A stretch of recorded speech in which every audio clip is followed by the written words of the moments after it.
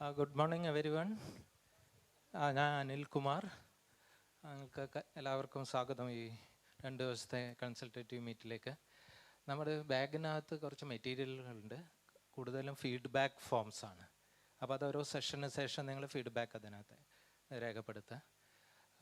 ഒരു registration ഫോമുണ്ട്, bag വരും. Registration ഫോമുണ്ട്, ആ രജിസ്ട്രേഷൻ ഫോം ബാഗ് കിട്ടിയവർ ഫില്ല് ചെയ്യുക. ഓക്കെ, അത് ഓരോരുത്തരും സബ്മിറ്റ് ചെയ്യുക. അതനുസരിച്ചായിരിക്കും നമ്മൾ സർട്ടിഫിക്കറ്റ് തയ്യാറാക്കുന്നത്. അപ്പം ആദ്യം രജിസ്ട്രേഷൻ ഫോം എല്ലാവരും നമുക്ക് റിട്ടേൺ ചെയ്യണം ഒരു ഉച്ചയുടെ മുന്നേ ആയിട്ട്. ഓക്കെ, നിങ്ങളുടെ സ്പെല്ലിംഗ് എല്ലാം കറക്റ്റായിട്ട്, ഇനീഷ്യൽ വേണമെങ്കിൽ അത് ആ രൂപത്തിലുള്ള കാര്യങ്ങളൊക്കെ കറക്റ്റായിട്ട് രജിസ്ട്രേഷൻ ഫോമിൽ എഴുതുക. അതായിരിക്കും നമ്മൾ സർട്ടിഫിക്കറ്റ് തയ്യാറാക്കാൻ ഉപയോഗിക്കുന്നത്. അതിനുശേഷം TA ഫോംസ് ഉണ്ട്. ലോക്കൽ പാർട്ടിസിപ്പൻസ് TA ഫോം നമ്മൾ സെപ്പറേറ്റ് ആയിട്ട് കൊടുക്കും. ഓക്കെ, ലോക്കൽ പാർട്ടിസിപ്പൻസിനുള്ളത്. മറ്റുള്ളവർ കൊടുത്തിരിക്കുന്ന TA ഫോമിൽ പൂരിപ്പിച്ച് ഇന്ന് തന്നെ തരിക. ഓക്കെ, നിങ്ങളുടെ TA ഞങ്ങൾ RI മൈസൂരിൽ നിന്നായിരിക്കും കംപ്ലീറ്റ് ചെയ്യുന്നത്. ഓക്കെ, അത് ഓൺലൈനായിട്ട് നിങ്ങൾക്ക് ട്രാൻസ്ഫർ ചെയ്യുകയും ചെയ്യാം. Thank you.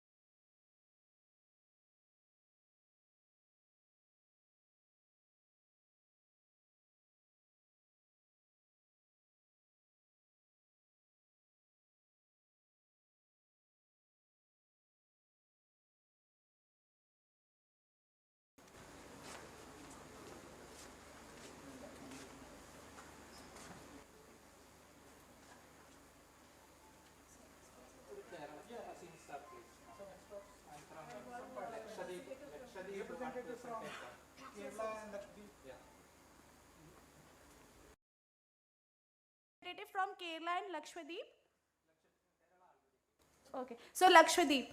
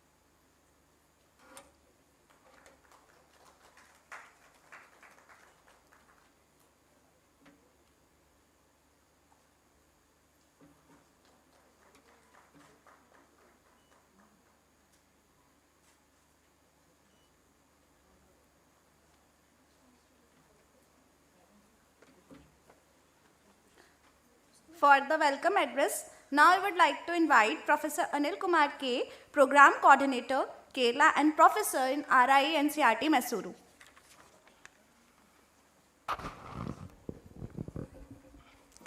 A warm good morning to everyone. Respected Dr. Vasugi, Madam IAS, Secretary, Education Department of Kerala, Professor Vinod Kumar Sanwal, Professor of Psychology and in charge MANODARPAN Cell NCERT.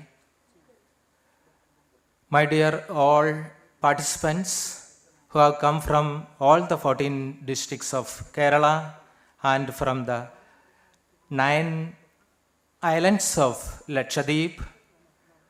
Our resource persons come across from all the states, national level, and other dignitaries who have come here, and others who are watching the session live, online, all are welcome to our two-day state consultative meet on mental health and well-being of school students.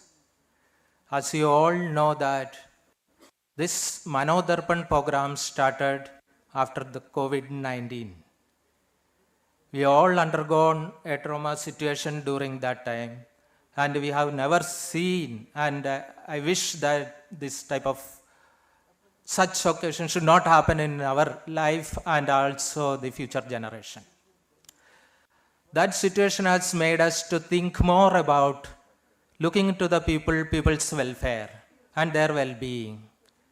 Though earlier also mental health issues were there, but it has been dealt by the health department alone. But after COVID-19, we have realized that it is not only the health department's responsibility, it is the responsibility of all of us. So we have here called all the stakeholders of education, particularly people who are working in the field as well as the PTA, parents, members, the NGO representative, school counselors, like that. As we have seen that it is a responsibility of every one of us to look into the welfare of our students, and our classroom and school environment should become more environment friendly, which are promoting the well-being of the students. In this direction, the Ministry of Education has started MANODARPAN during 2022 onwards. Now a lot of activities are going on. RIs are also a major part in conducting these activities, and also in cooperation with the CBSE and the NCTE and like other higher education institutions are now focusing more on the mental health and well-being of students and also teachers. We will be giving you a detail about our activities in our different sessions. So at this juncture, let me thank our Secretary Madam for giving us time. Madam was telling that it is in a very, very little time you are organizing. We would have organized this program a little more, broader way. But as you know that NCERT by February 15th or so, we have to finish all the activities. That's then March 15 we can send back the money to the ministry. So that is why we made it is in a hurry, madam. Please excuse us. But madam was very quite enough to come over here, and also madam wanted to interact with you. That is what. So we told that we will not have the formal inauguration. As you could see that only 3 people in the stage. One is the coordinator at a national level and another coordinator at the regional level. That's all. And along with the madam, we will have this session. It is not only an inaugural session, but it is going to be a session. Madam will interact with you all. I am so happy that madam has graced this occasion. And I would like to extend that this would be a starting point for the Kerala state and the Lakshadweep to focus more on mental health of students as well as teachers. Though we focus more on students, but again we have seen that if the mental health of teachers are not good, then it will also reflect on the students also. So madam, I am very grateful to you. I hope you will be taking this initiation throughout the Kerala in a bigger manner, because we have the coordinators from all the districts. So 5 type of people are from each district. So that is higher secondary, again secondary, then we have BRC coordinators, parents, PTA members, and then NGOs, etc. So this is going to be a bigger message for the state of Kerala. I am sure that along with the madam's leadership, the Ministry of Education in our Kerala state also will be boosting this particular activity along with all interested parties. Thank you very much, madam, for your arrival here. I will just welcome with a bouquet. Let me take a minute. Somebody can take. No. Please. No. That is our. Yeah. I will request the national coordinator of MANODARPAN to welcome the secretary, Dr. Vasugi, MBBS, IAS. Secretary, Education, Government of Kerala. Thank you, madam. I again welcome all the participants once again here, the state representatives as well as the district representatives, teachers, and all other stakeholders who have arrived here. A heartful welcome to all of you, and I wish that these 2 days with the inputs from all the experts here, you will have a fruitful discussion and consultations, and you will take this message to your school, not only school, to your family also.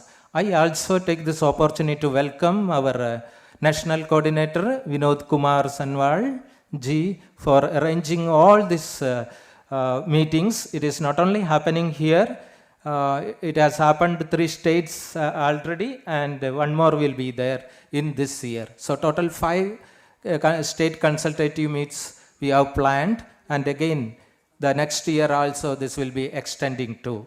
Earlier we had a regional level, now at the NCERT's cooperation we are going to, and states agencies, we are going to the states also. I think now I request our anchor to continue further. Thank you, madam, once again.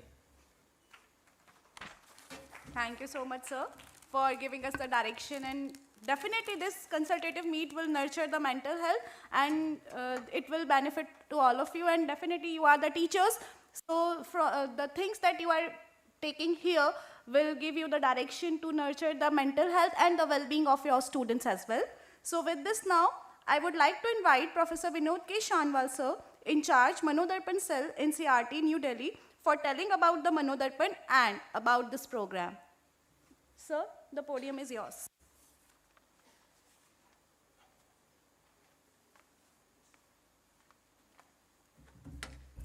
Thank you, Dr. Sonal.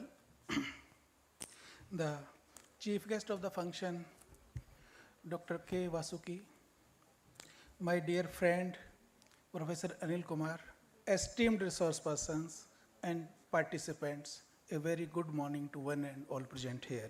It's indeed our pleasure to be here for this 2 days state consultative meet for the state of Kerala and Lakshadweep.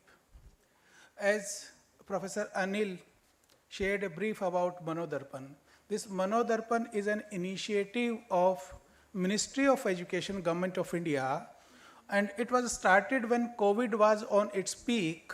So it was started in July 2020, and gradually it was felt that there is a need to run this initiative with an institution.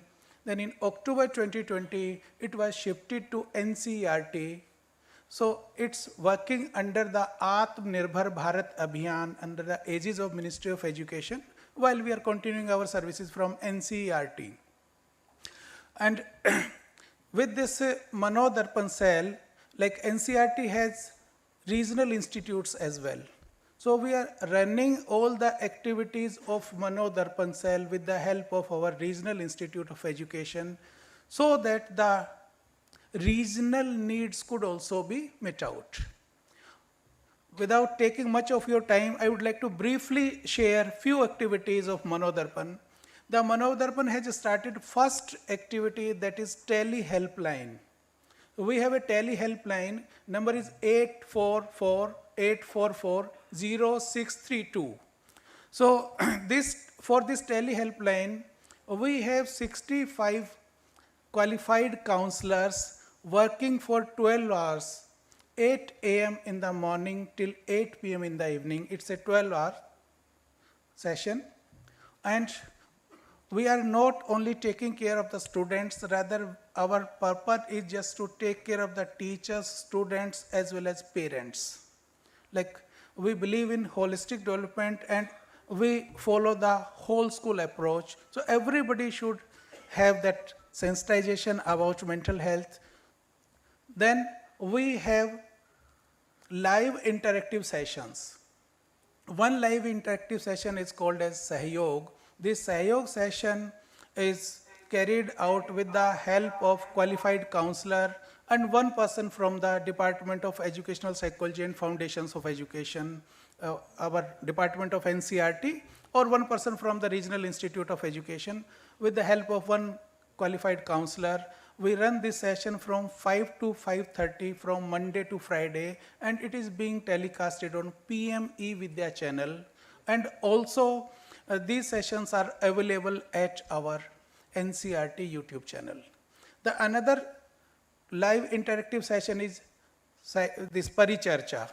Under this Paricharcha, we used to invite some other stakeholders like school leaders, principals, counselors, clinical psychologists, psychiatric social worker, and more importantly, some community people sometime, to address the demands of the students, parents, as well as teachers.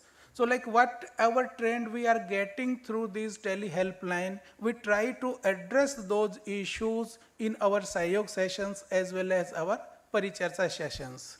Then we are simultaneously working for advocacy material. Like you must be remember about recent judgment of Honorable Supreme Court, and the first recommendation of Honorable Supreme Court is just to all the state has to follow uniform mental health guidelines, taking cues from draft UMID guidelines and initiatives of MANODARPAN. Earlier we conducted regional consultative meets, and based upon those regional consultative meet, we felt that there is a need to go to further, so we started this state consultative meet. As Professor Anil shared, first state consultative meet was conducted at Rajasthan for the state of Rajasthan. The another state consultative meet was conducted at Madhya Pradesh with the help of our Regional Institute of Education. Third meet was conducted by state of Uttarakhand, and it's the fourth meet with the help of Regional Institute of Education, Mysore, and with the help of definitely the state of Kerala. So we are working with advocacy, like we are conducting several studies also. One study was conducted for early identification. We brought some study material also. So during the entire 2 days, we will share our material with the help of QR code, like early identification, then whole school approach, how to constitute or composition of the wellness team. So all these materials is readily available at our website, and we will also share the QR code during the sessions. So without taking much of your time, since our chief guest is with us, so thank you very much. Thank you.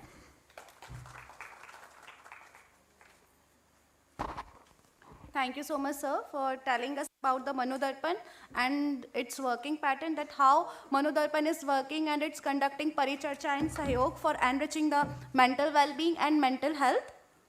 So now it is a time to introduce our honorable chief guest, that is Dr. Vasuki, IAS, Secretary General Education Department, Government of Kerala. Dr. K. Vasuki is a distinguished 2008 batch Indian Administrative Service officer of the Kerala cadre, known for her contribution to public administration, sustainability, and education. She is a medical doctor by training who transitioned to civil service to make a broader impact on society. She holds an MBBS degree from the prestigious Madras Medical College. She also completed MSc in Psychology from the University of Reading, UK, and is a Chevening Scholar. Ma'am hails from a simple middle-class background. She was inspired to join the civil service after witnessing the work of IAS officers during the 2004 tsunami. She is married to Dr. S. Karthikeyan, who is also an IAS officer, 2011 batch, Kerala cadre. She is an accomplished Bharatanatyam dancer, painter, and singer, and she is a keen practitioner of yoga and meditation. I'm so impressed by reading your profile, ma'am. And currently, as in mid-2005, she serves as the Secretary of the General Education Department and also holds a charge of Secretary of the Labor and Skill Department. In 2024, she was appointed as the State Secretary in charge of matters relating to external cooperation, sustainability, and disaster management.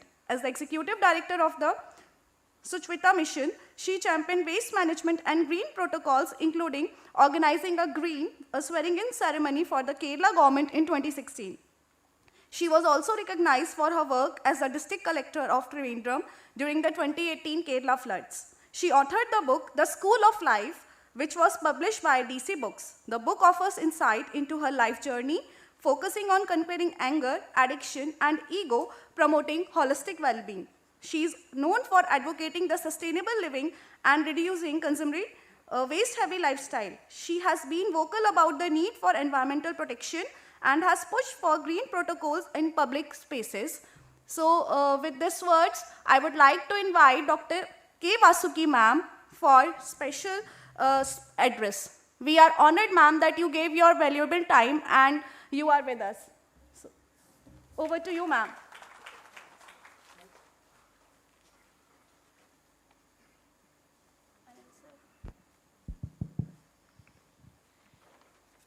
So good morning, everyone. I thought I'll make this an interactive session. I have another 1 hour or so, 1 hour, 90 minutes or whatever. So that, we have friends from Lakshadweep also. How many of you are from Lakshadweep? Okay, more than 20, is it? Okay, nice. And mostly school teachers from Lakshadweep, is it? And counselors? Do we have counselors from Lakshadweep? No. Okay, school teachers primarily. So you can have your seat, yeah, because this will go on. Yeah. So, okay, so let's just make this an interactive session, and because we have representatives from NCERT and Regional Institute Mysore, there are certain things that, I thought we can really think deep, make each other think, make each other talk. And I know you're all representatives from field, and many of my department representatives are also here, with whom I've been interacting very regularly. So let us take this session as a brainstorming session. Can we do that? Yeah. So I would like all of you to take part. I also would like to get some field realities from all of you, and also experts are also here with us. Psychologists are here. So I'll just give a small background of my interest in mental health. So I'm a doctor. I mean, as the person was saying, I'm a doctor by training. I did my MBBS from Madras Medical College, then came into the services in 2008. So, I mean, obviously, all of us come to service because, we want to make this world a better place. We want to serve the nation. We want to create better living conditions for people and, basically better the standards of our people, right? So that is the intention more, all of us come to the service. So after coming here, so a lot of things that, as an IAS officer, right, one great thing about the Indian Administrative Service is that the kind of exposure that the service gives is amazing. So till I entered the service, I should say I was pretty much a naive girl. I hardly knew the ways of the world. My folks were pretty naive. My parents are very nice and innocent people. So I also grew up to be a very innocent person. So, and some people say that I'm innocent even today. So that's a different matter. But the point is, but when you come into the service with the intention of, creating a better world, and when that intention is alive within you all the time, coupled with the exposure that the service gives, the questions become deeper and bigger. So I happen to, understand and see, travel, witness a lot of things. I was originally in Madhya Pradesh cadre. Anybody from Madhya Pradesh here? No. So I was originally in Madhya Pradesh cadre. I was posted in a tribal district. I was exposed to tribal life. Ever since I got exposed to the tribal life, the questions got bigger and deeper. And then I came to Kerala. I was working in the waste management and, waste management sector. So waste management, environmental degradation, climate change, they are all interlinked. So there I saw the kind of pollution that we have been creating. So again, the questions got deeper. So I was wondering, are we on the right track? Very basic question. As humanity, globally, I'm not talking just about Kerala or just about India. I'm talking for the entire humanity. Are we on the right track? This was the question I started having from the year 2009, 10. It got deeper. 2014, this question was very much alive. So because I wanted to understand whether we are on the right track, I kept researching. Ultimately, I ended up with the human mind. Okay. Because you take any problem in this world, right? Take any problem. Wars between nations, okay? Or that between husband and wife. Okay, whatever it is, you see poverty. Despite all the wealth we are creating, why are there still people struggling to, have one meal and, one dress? We still have people like that in our country as well as across the world. Okay, so despite all the wealth we create, so if you see poverty, anything, where do you think ultimately the problem originates from? What is the ultimate origin of all the problems we have? The mind, right? The human ego, the human mind, right? So, what has happened is, I think from this point on, I would like the video camera to be off. Is that okay? Yeah. So that we can have an open discussion. Is that okay?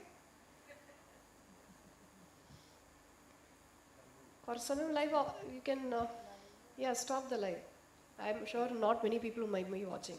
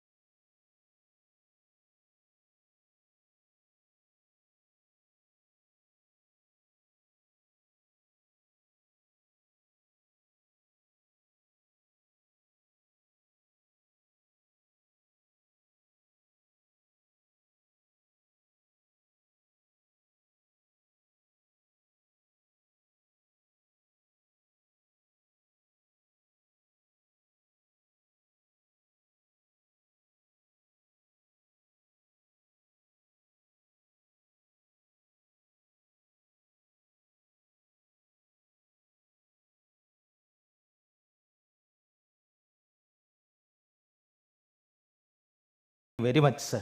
We expect your cooperation tomorrow afternoon, whenever you are free. Yeah, please. Thank you, madam. That's all.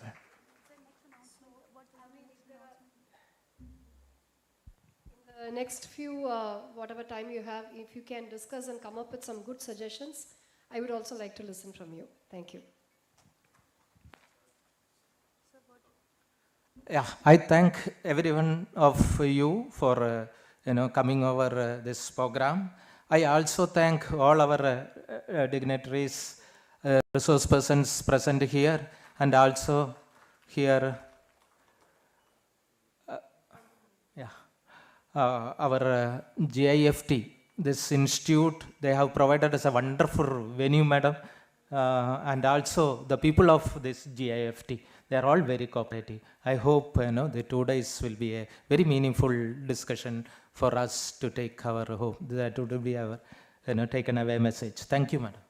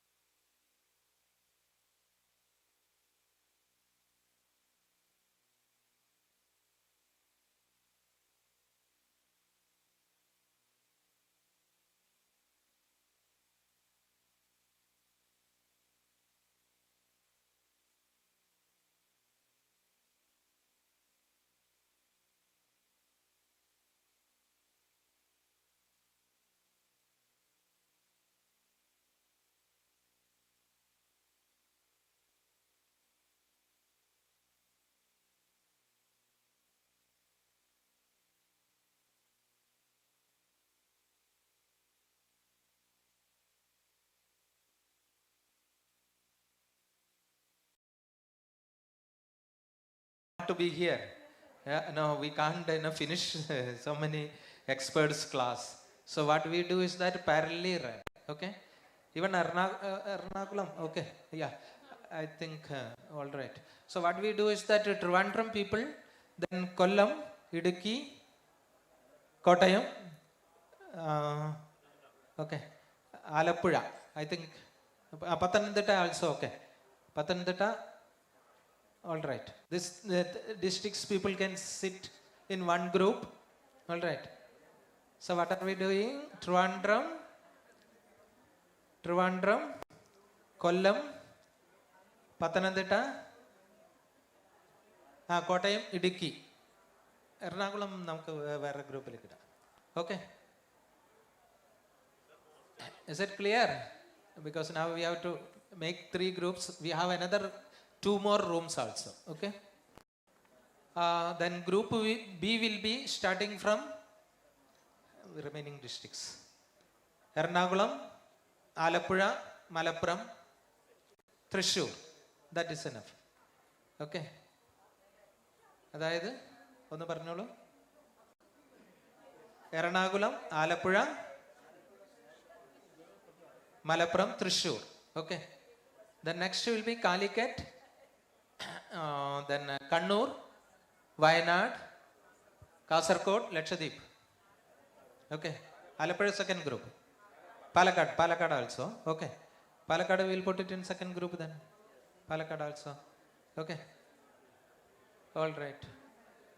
The same comfort will not be there in the next rooms, but again, we need only around 70 people here.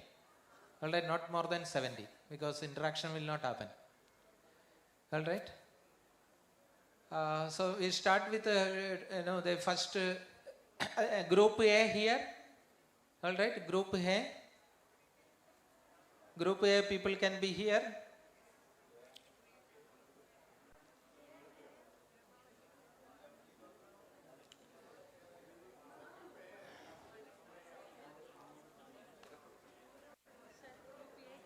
Yeah, group A people, group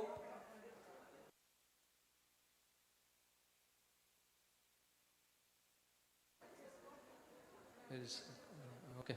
When we cannot request now, we have to make it groups. We have to start classes. Okay. Now come other people, group B and group C. Now please, come to the outside. We will take you there. All right. Lakshadweep also come out. Lakshadweep also. Yeah. All right. So here, madam, you can start now. All right. Who will be starting? Group A. Payal, madam, you start. Okay. Yeah.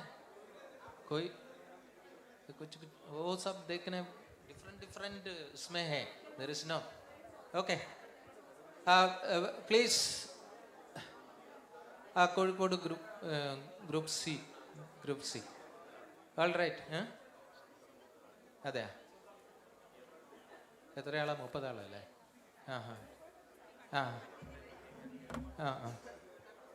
Okay. Please come to the front. Those who are sitting here, we are starting. I hope this mic will come. Alappuzha നമ്മൾ ഇതിലെ പറഞ്ഞ സെക്കൻഡിലല്ലേ ഏല എന്നാ Alappuzha people ഇവിടെ come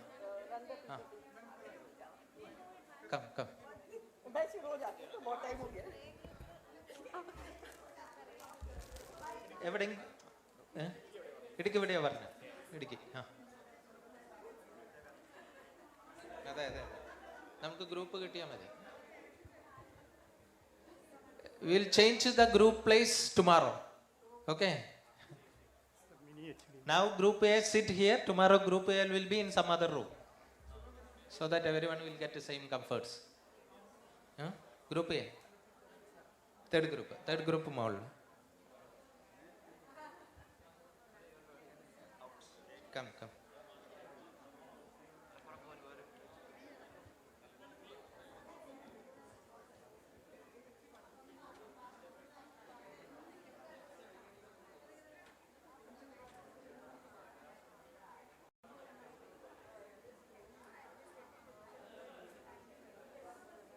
resource persons കൂടുതൽ പേരുണ്ട്, അപ്പോൾ ഒരേ സമയത്ത് നടക്കണം.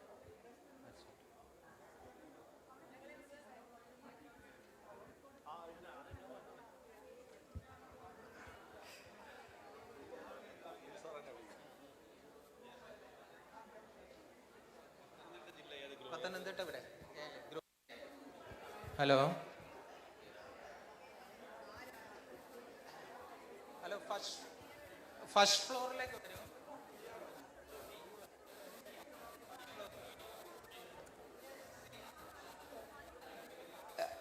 C second floor. Yes.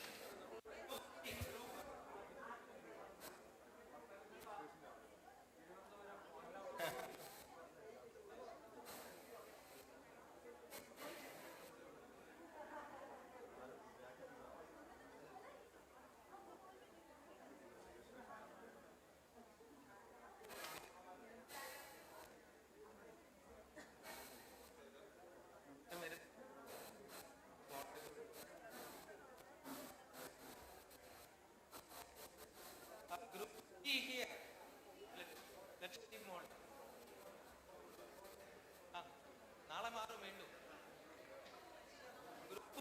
Group B Lakshadweep അല്ലേ?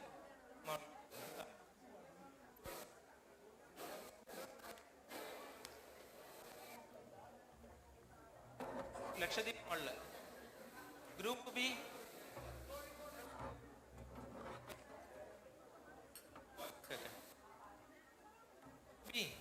ഗ്രൂപ്പ് ബിയിൽ ആരുമില്ലേ? ആൾക്കാർ വേണം. കണ്ണൂർ സീല.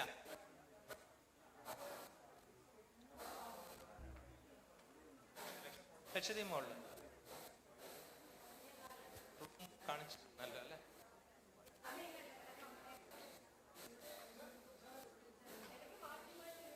ബി ആണ് സ്ട്രേറ്റ്. അല്ല, ഗ്രൂപ്പ് മാറില്ല, മാറ്റി. ഇല്ല, ഇവിടെ ഈ ഒരു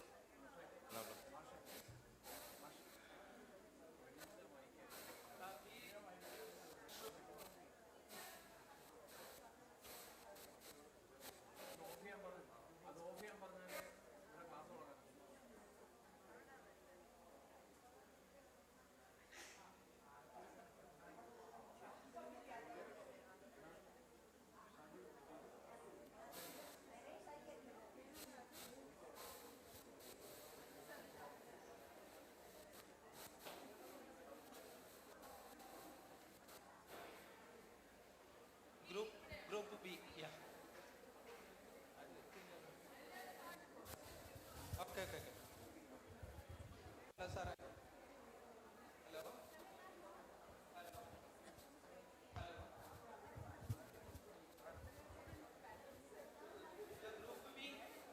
group B please come.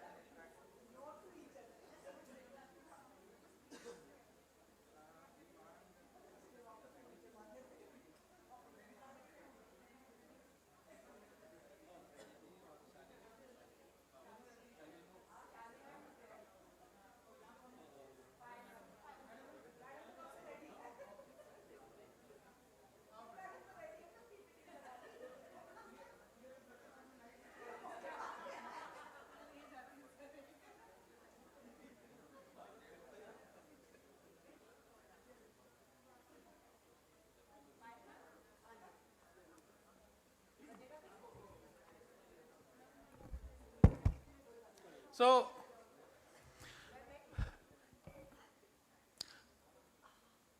should we start the session now? So, we have with us Professor Payal Kamar Chandel ji, and she will speak on conceptual understanding of mental health and well-being. So I would like to invite Madam. Madam is Dean, School of Humanities and Social Sciences, Central University of Haryana, and she has vast experience dealing with mental health, emotional well-being, and she is a person of psychology. So after listening to her, you would automatically gauge how experienced she is. So without taking much of your time, I would like to invite Professor Chandel. Welcome, ma'am. Thank you, sir. Thank you, sir. Thank you very much for a brief, concise introduction. And when I introduce myself as a student of psychology for kind of past 30 years. I think I can keep.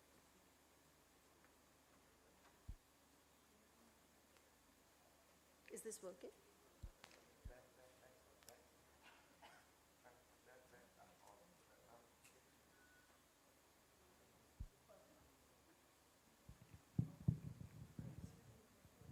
It started.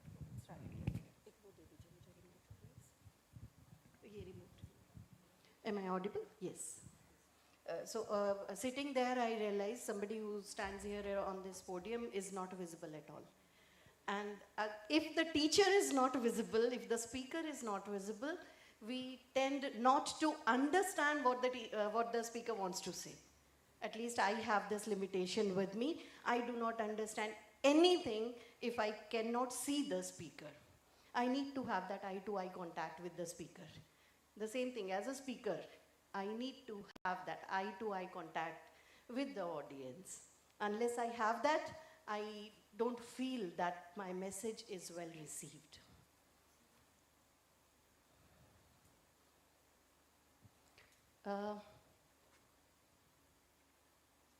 Is it not working, this remote? Do we have any technical supporting here? Okay, I would be talking about conceptual understanding of what mental health is. You're all teachers. You've studied psychology in your coursework, right? While you were doing your B.Ed. All of you have studied a bit of psychology. I'll not say bahut sara, but yes, a bit of psychology. All of you have studied. So what's your understanding of mental health? What's your understanding, the basic understanding of mental health that you have at this point of time? Of course, you have some understanding. What do you understand by mental health? Do we really have these mental health issues, Abhi? Why suddenly have we started focusing so very much on mental health issues? What has happened to the world? Suddenly, has something really changed? The way we have started dealing with mental health. Probably after COVID, 2020, suddenly there's a surge in mental health issues, surge in sessions addressing mental health issues. So just would like to know, where am I beginning with? What my audience understand by mental health issues, or by mental health. Let's not say issues. Do you know what is mental health? Okay, currently, do you have any mental health issues? Any of the participants who are sitting here? Mental health issues?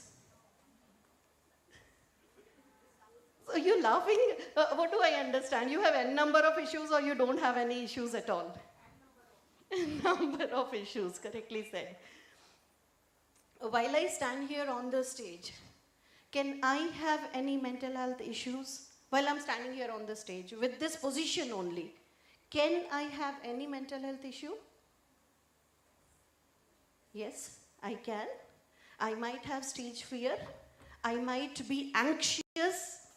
Standing in front of teachers, you're all learned teachers. You're not random students in front of whom I can just say blah, blah, blah, anything and go away. You're all learned teachers. It's difficult to stand in front of teachers like you. So, yes, I'm anxious. Getting anxious. Is it a mental health issue? Yes, if it crosses a limit. A little bit of anxiety is essential. It is required for us to perform well. So for today's session, I would try staying within the time limits, because I know I'm standing between you and the lunch and I'll not stand for long. So what do we understand by mental health and why do we need to talk about mental health? Is because every other day we have news like this flashing on our screens, in the newspapers, in the magazine, on social media, everywhere. One or the other news. And as Vasu ma'am also has mentioned, the Ghaziabad case. So these are like cases, we cannot deal with these cases individually, case by case, no. There is something actually very wrong with the way we are raising this generation, and we need to correct it there. Why? The teachers, I know you're all already exhausted. Ma'am, course karwana hai. There are n number of functions in the school, then there are n number of responsibility, the register, the arrangement classes, and there might be many, many more. Uske beech mein there comes a professor who says you have to take care of mental health needs of students as well. What do you really expect of teachers? Is it a lot to expect from you? If we expect a teacher to be a little sensitive in the classes, is it really a lot to expect? If you remain a little sensitive in your classes, you cannot even imagine the impact, the kind of impact that you can create in the brains of your students. It's working? Thank you. Okay, perfect. Thank you. So mental health, when we talk of mental health, it's not merely the absence of mental illness. Not that I don't have any problem, so I am mentally healthy. The way physical health, maybe right now you're not having headache, maybe right now you're not having high BP, maybe right now your blood sugar levels are totally fine. Does that mean you're physically healthy? Or physical health means something else, something more than just the absence of disease. But mental health is. It is much more than the absence of disease. It is the capacity of an individual that helps him perform to the highest of his potential. The students nowadays, we complain a lot about them, right? What all complaints do we have about them? This generation, the students are like, they're like? What complaints do we have from them? I need to know it from you, because the kind of students that we deal with, they are very different. They are highly vulnerable, very arrogant, restless, demanding. I don't know about school students, so I need to know that from you. How do you see your students as? What is this generation about? How are they? How does it feel like going to the classes? Let's say classes 11, 12th, or classes 8, 9th, or classes 3rd, 4th for that matter. Do we see the students are broken? Do we see that they're fragile? You say a little bit of thing and you'll see that they're crying. They don't know how to get hold of their own emotions. They get irritated easily, they get aggressive very easily, they fight very easily. They are not adapting. This shift has taken place. gradually, but this shift has taken place. Why? Because the generations that we are having now, we are not having, bigger families, as was pointed out in the last session as well. Joint family system. So it's not only the joint family, actually it's the big family where the child learns many capabilities like sharing is caring. If you have just one child in the family, how would you expect the child to learn what is sharing? We are giving it to them and then we say they are doing it. No, we have trained them to become like that, all of us. So the way gradually we have trained to become problematic for their own self, gradually we need to, take hold of their hand and bring them out of this situation as well. So when you say mental health, it is a positive attribute, much more than absence of illness. You remain happy if you're mentally healthy. And let me tell you, it's no exaggeration when I say there is no physical ailment that does not have mental issues in the root. You think of any physical ailment and you'd see there is something, some psychological root to it. N number of problems, you go to doctor and doctor would say it's stress, it's adjustment issues, it's aggression. So all sort of negative emotions affect your physical health negatively. So it's not only about the mind, it's also and equally about the body. So even if we disregard mental health thing, we keep it aside. We want somebody to remain, we want our children to be happy and healthy physically. So for that, we need to take care of their mental health. Moving ahead, what is well-being? Like in the last session, ma'am also did talk about happiness and all. We are having these two types, hedonic and eudaimonic. So when we talk of hedonic well-being, it talks of pleasure, momentary happiness. And when we say pleasure, momentary happiness, that is what this generation is running behind. They're watching these reels, they're consuming this content, which is like 10 seconds to 30 seconds long. And after 30 seconds, some other content, another content. And whatever content they are seeing for those 10 to 30 seconds, it makes them happy for a while. It does not bring sustained happiness. And eudaimonic well-being is the happiness that comes from meaning and purpose. Like you are here. And if you are self-motivated to come here, if you really want to learn about mental health and how can you help your students, the happiness, the kind of satisfaction that you would receive from the sessions would be eudaimonic. That stays with you. That sustains. That motivates you even if it brings you physical pain. Like sitting for long hours, we are not used to sitting for an entire day and listening to lectures. We are all teachers. We are used to giving lectures, not to receiving them. So it's not easy for us. But sometimes when we expand our limits, our horizons, and we understand something new, that brings this happiness. Like ma'am's session, I thoroughly enjoyed it, and I'm sure all of you thoroughly enjoyed what she was interacting throughout the session. She kept the entire hall spellbound. Why? Because there was some sense of purpose that we could see in that. So this sense of purpose, if it is there, even if it brings you physical pain, like a sports person practicing years and years and receiving a medal one day. But that practicing every day or throughout the years, practicing is painful. But the happiness that medal brings is sustained for the life. Not only for the one who receives the medal, but for the entire nation.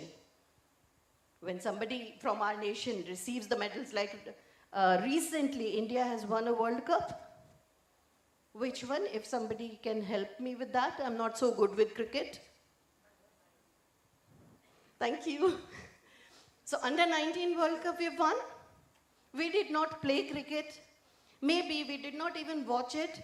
But just reading that news, it brings happiness to us. That's positive one. That stays with us. That gives us a sense of pride. Then yes, it is highly subjective. Something that can make me happy might not make the other person happy. When we talk of Indian perspective on mental health, suddenly after this COVID, after 2020, there's a surge in mental health issues, there's a surge in programs related to mental health issues. Suddenly government jag gayi hai that we have to do something about mental health issues. Does that mean mental health issues were not existing before COVID? Like we as children, did we not have any mental health issues while we were studying in schools? We had our own share of struggles, but we did not break. This generation is vulnerable. This generation is fragile, and they are very easy to break. And that is why we need to talk about it. So Indian perspectives on mental health, when we talk about, we're talking about it's not a new concept. Rather, it was inbuilt in our system. Like the previous session, ma'am talked about meditation. It was very much there in our system. What does it do? It makes you strong internally. Internally strong means you are then ready to face any challenges. And when you are ready to face challenges, the challenges don't break you down. So this system was there. But what happened? We forgot that there is this system. Gradually we moved away from it. And because we left our support system and we moved away from it, we started having the problem. And this problem did not become this big in just one day. It took years for this problem to come to this level that entire nation, entire world is talking about it. I believe this is the first time mental health has been given a section in budget. Why? Because now we have realized this is the problem and we need to do something about it. Not that it did not exist. It existed, but it did not exist in that amount that it was identifiable. There were exceptions who had mental health issues, and now there are exceptions who are mentally healthy. Let me just give you one example. When a child comes to you, your teachers, when a child comes to you with a need, the child asks you certain questions, like ma'am said, we don't encourage questioning because we don't know the answers. So the child, as a student, comes to you, asks the questions, you maybe politely explain it once. The student says, sorry ma'am, I failed to understand. Can you explain it again? You do that again for the child. The child asks it for the third time and you start shouting on the child. Is it actually about the child? No. It has got a lot to do with my own self. What am I struggling with? If I am mentally healthy, I would not mind explaining it 11 times or let's say 20 times. But if I am having my own share of struggles that I'm going through, I would have a blast. And the student will suffer because it's the weaker one who suffers. And it's the weaker one on whom we pour our emotions out. We never pour our emotions out on a stronger one. And ye chillana jaake, we never do it with the principal. We can only do it with the students. Because we know they are, comparatively, if we talk, they are weaker ones. So Indian perspective always talked about holistic health. Like there's no physical health without mental health. So it talks of panchakosha. Like whatever development an individual has, the development happens in 5 sheaths. So what are those 5 sheaths? The first sheath is Annamaya Kosh. Annamaya Kosh is the kind of nutrition that we take. And in the previous session, we know what kind of nutrition we are taking. It's all contaminated. So we are not giving the body something healthy to intake. After the Annamaya Kosh comes Pranamaya Kosh. So Pranamaya Kosh is your control over your breathing. You can strengthen it through breathing exercises like pranayam. But how many times do we indulge consciously into it? Maybe never. Then is the Manomaya Kosh. They talk about the emotions, the emotional strength of an individual. And this was not today, it's thousands of years back. In Taittiriya Upanishad, they gave this mention of Panchakosha. So they have been talking about everything, that there's no development without psychological development, without emotional development. And if you'd go through certain texts, whatever text you pick up, you would see that they've been talking about emotional strength. You may choose your text, but in the end you'll find that yes, every text gives us a mention of psychological strength, gives us the mention of how to have psychological balance. Moving ahead, in school age children, why do we have these mental health issues? Because yes, it's a critical developmental period. They are, you want to say something? Yes, Anandamaya Kosh is the last one. I left it because ये आ गया था मेरा. This was Annamaya, Pranamaya, Manomaya, Jnanamaya, and then Anandamaya. Like at the end, it has to be bliss, pure bliss. जब तक आनंद नहीं है, तब तक we fail life. So to lead to Anandamaya Kosh, we have to fulfill all these requirements. But we fail. We fail. And that's why that Ananda is not there. So why is this Ananda not there? School age children, critical developmental period, they have to learn a lot from the books, from the teachers, and they're going through rapid changes in their body as well. So yes, there would be certain psychological impacts that can be visible. Then there are cognitive, emotional, social transitions. Most importantly, these are the early patterns that would shape lifelong outcomes. And here we teachers mostly fail. We are stuck. We are still stuck on completing the syllabus. We forget we are doing this. We are shaping their lifelong outcomes through everything that we do in the classrooms today. We are shaping the Bharat of tomorrow, but we forget it. What do? We complete the course. We rush through the books. We rush through the assignments. We do the corrections. And we forget this responsibility of ours. But if we teachers get into the class with this sense of responsibility, we would certainly get sensitive about the students' needs, because then we are not catering to students. We are catering to the future Indians. School is their primary psychosocial space, and nowadays it's kind of the only psychosocial space remaining for the students. School se jaake again they are back into their screens. They do not interact with people around. It's not even safe. At many places, the children do not move out of their house after the school hours. So this is the primary and mostly the only source of psychosocial space where they get this interaction. These are the developmental dimensions that are there for mental health, like emotional regulation. They learn how to respond, not react.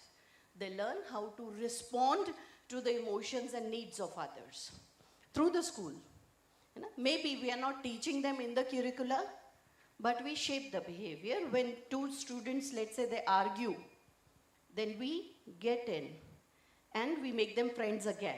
Say sorry, this was a small issue, go become friends again, shake hands, hug each other. What are we doing? We are trying to make them understand that you have to be flexible in your approach. You cannot go rigid. Something gone wrong once does not mean it's forever wrong. Something gone right once does not mean it is right forever. These are all contextuals, and we must always give space for certain doubts, for some growth. And with this small space that we give them, that we provide them, we give them the space to grow. They understand their own emotions. They regulate them.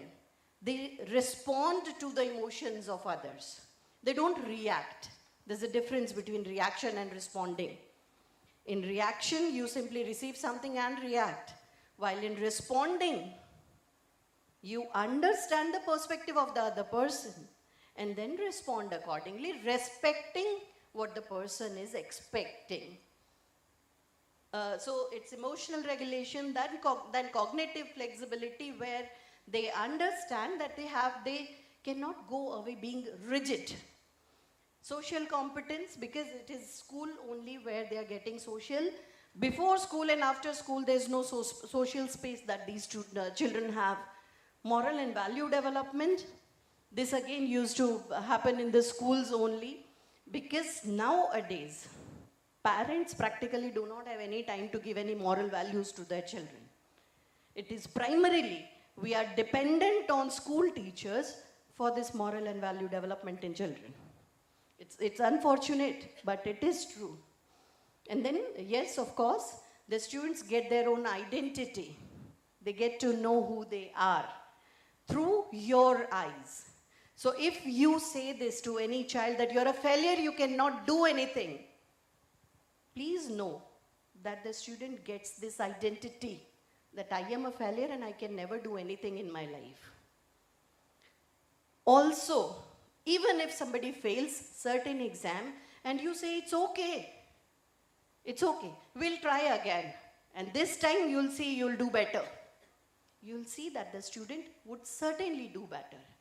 This little support from you goes a long way in that one life, and through that one life, you again impact another 10 lives. Because the kind of individual that you're raising is not an individual in isolation. That individual again is an individual for the society. So the kind of person that I become, I would be that person for the entire department of mine, which has 250 students. So if my teacher has trained me right, I would be giving right training to 250 students, and so on. And if I have been trained wrong, I would be spoiling the future of 250 students, and so on. What do we call it? Which reaction? Which goes multifolds? Chain reaction is the smaller name to it. In chemistry, there's some... I don't know chemistry. I'm a student of psychology, so I'm seeking help from you. What do we say? Like multifolds effect when one thing has.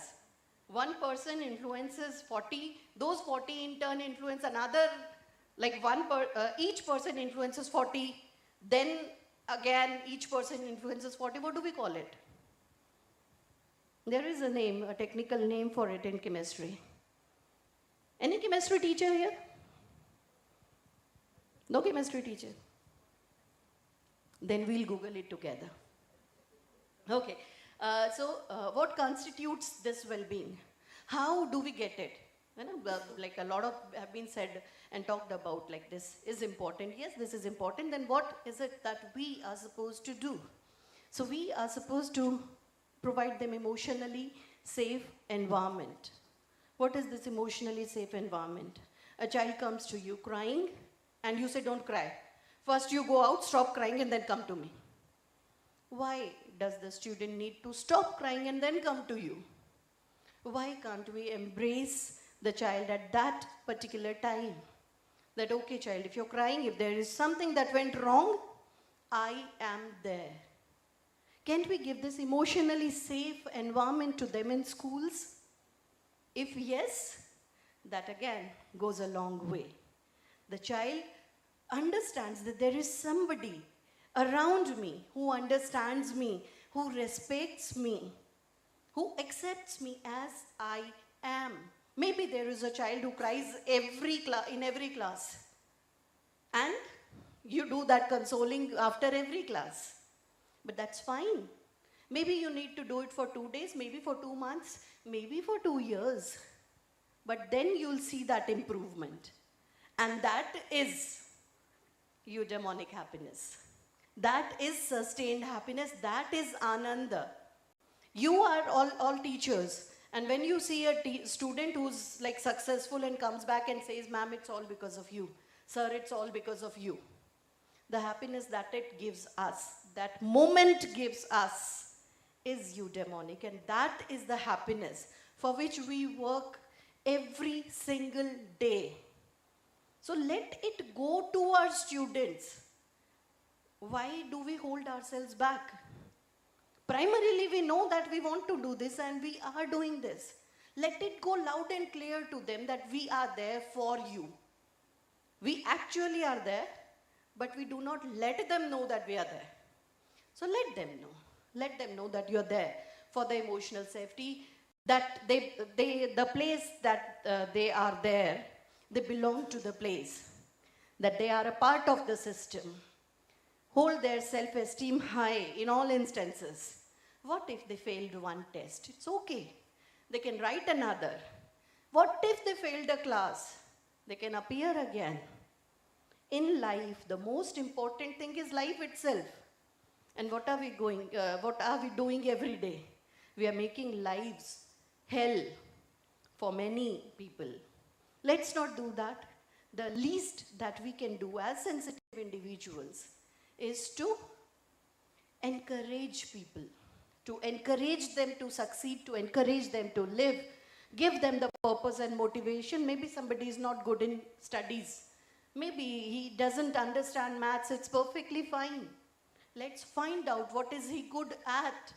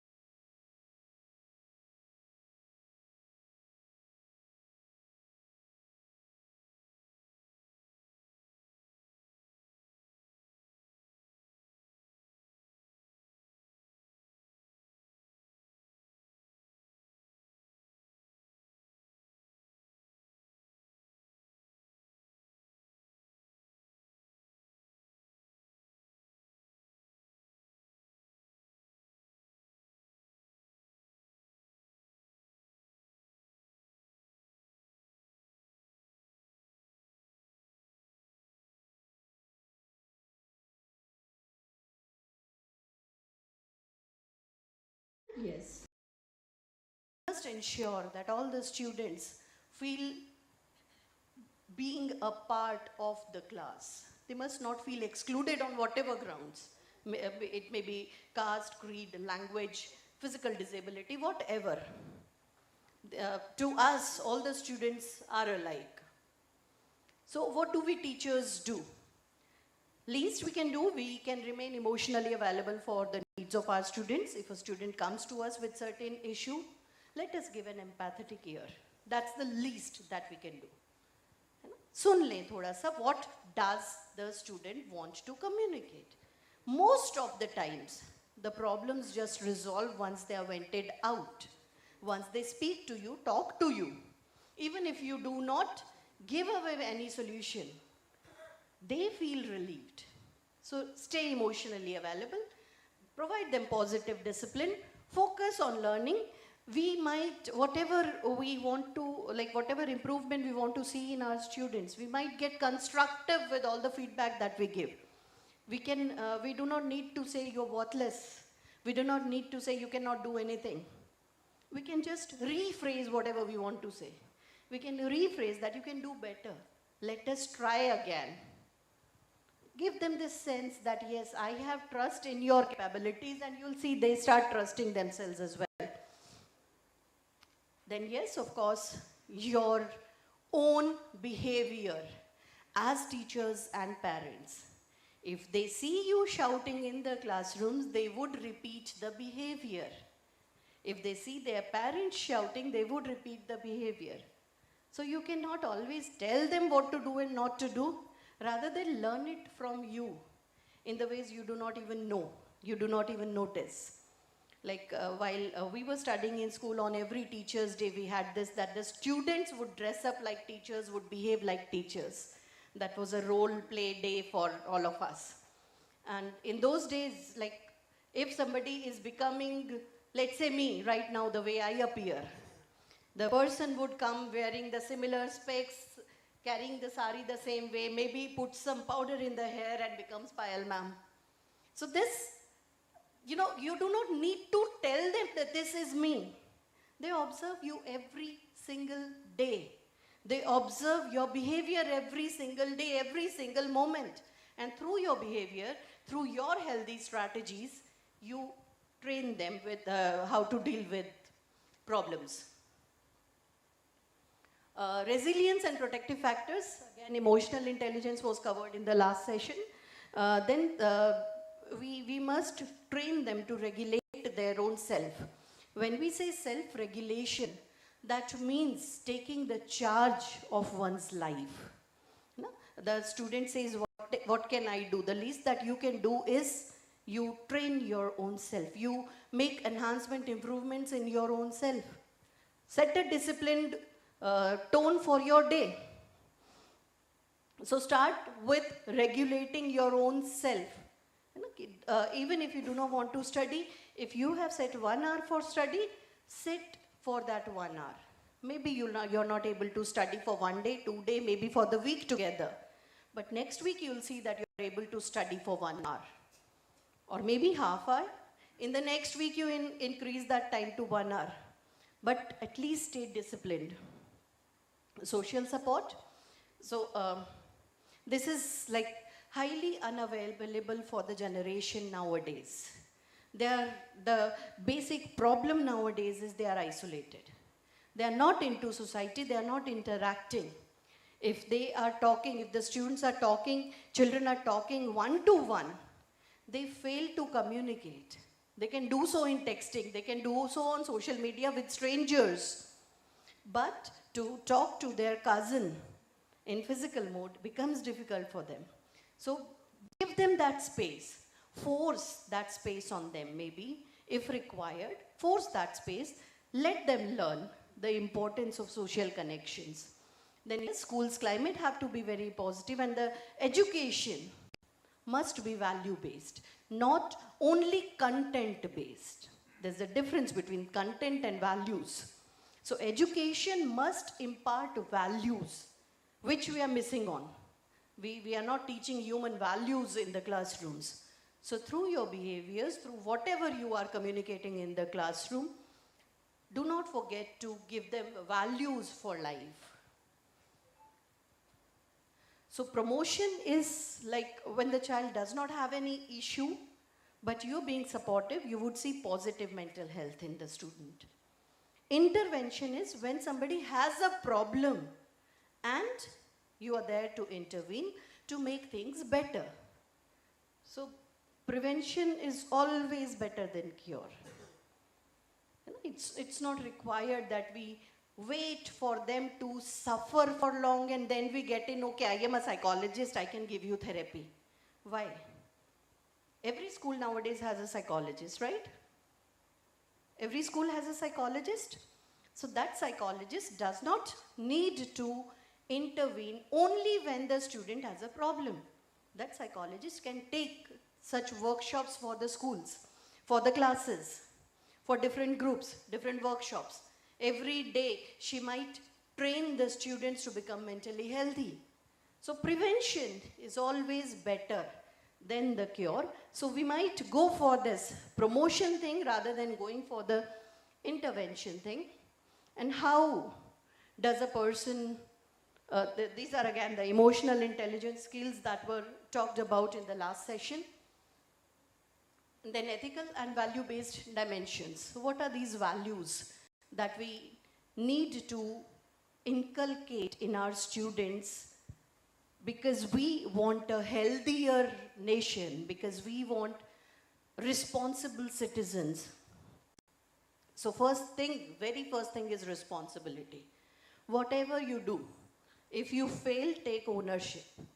If you succeed, take ownership. Whatever you do, take ownership of your actions. And how do they learn that? Once we do it. If, let's say, the entire class fails, let me as a teacher take ownership that I could not convey it well to my class, that the entire class is failing. How many times do we do that? We say, you are all dumbs, you do not study and you are all failing. Why?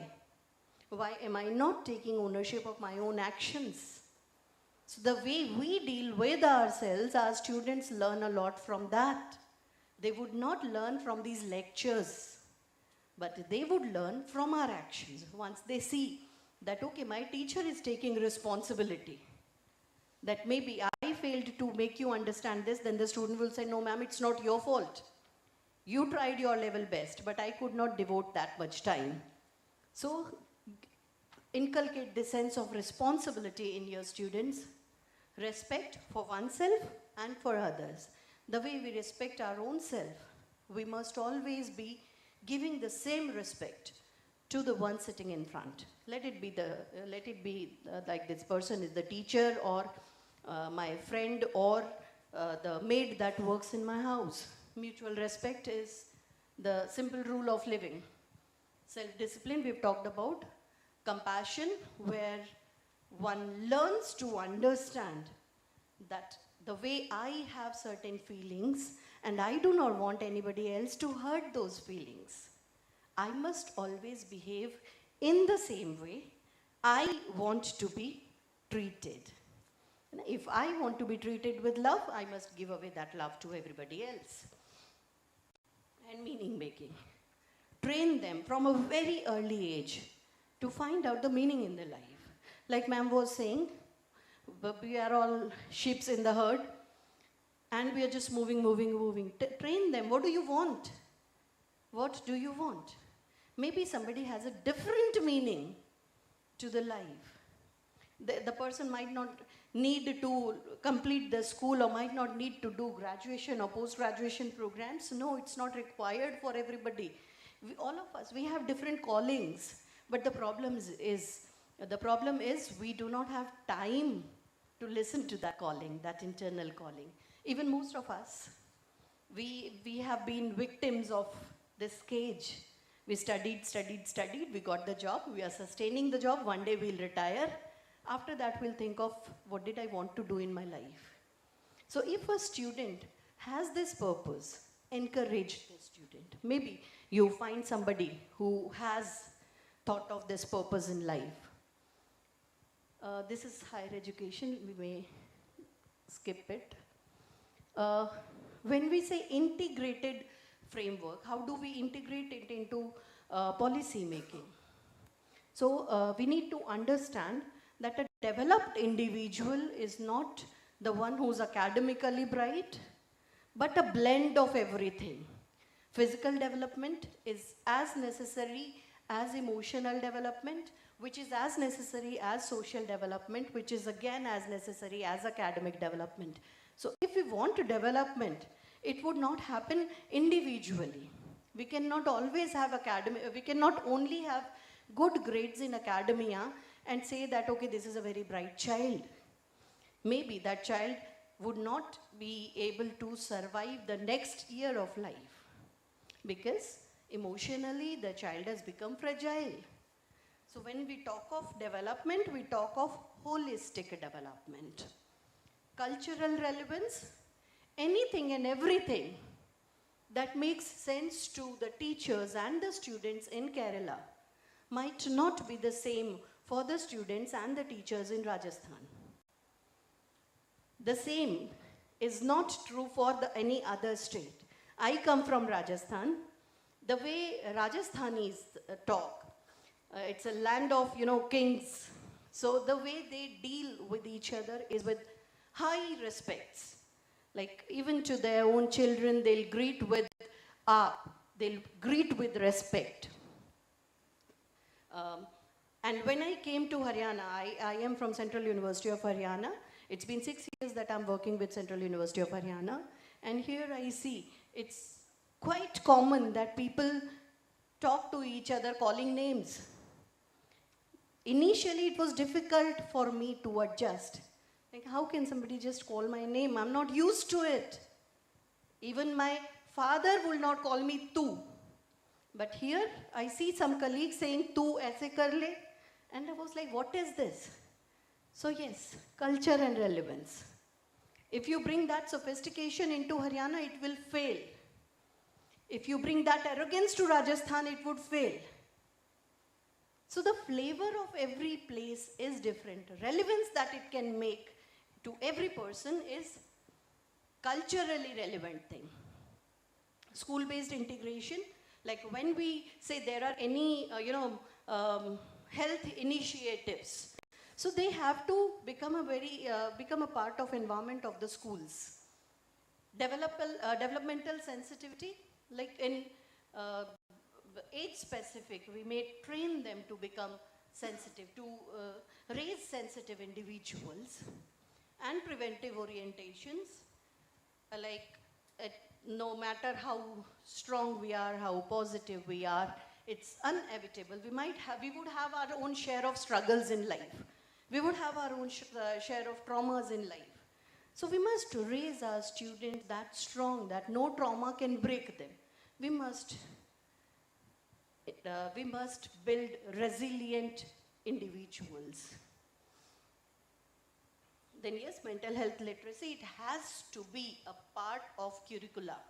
The way you say languages are required, the way you say calculations are required, the way you say basic science is required. What are you going to do with those calculations or basic science or these languages if the child does not know how to deal with emotions? So the basic requirement, the basic learning that has to be there in schools is mental health literacy. If we are not if we do not have this mental health literacy, we cannot call ourselves literate because we do not actually know how to deal with the world. And that's a difficult problem. Teacher education integration, yes, these mental health modules, NCERT is working a lot upon it to inculcate in teacher education and whole school approaches where this positive school climate is encouraged, having mental health modules implicated, this support into the curricula itself, and long-term monitoring and evaluation also. With this, I am open for questions that you have. I hope I did not stood along between you and lunch because I'm not wearing the watch. I do not know what's the time. Quite in time? Lovely. So yes, I would be happy if you have some queries or questions that would just ensure me that you've been listening. Any questions? If not questions, any feedback? You may just say, ma'am, you were wonderful. I'd be happy. No queries? No questions? If the hall does not have any questions, I always do it in my classes. I give them a space for discussion, then I ask them if they have any confusions. Mostly the students don't have any confusions. They know it all. And I always say, if you do not have any doubts, any confusions, I have a lot. So yes, if you do not have any confusions, I have a lot. Either you ask questions or I am going to throw questions to the house. So who's taking lead? No one? Lovely. Sir, can I have the name list of participants so that I can ask questions with name? Because I say they're not going to answer, I know. Okay. A lot has been said in the inaugural session. Vasuki ma'am. A lot has been said now in this session.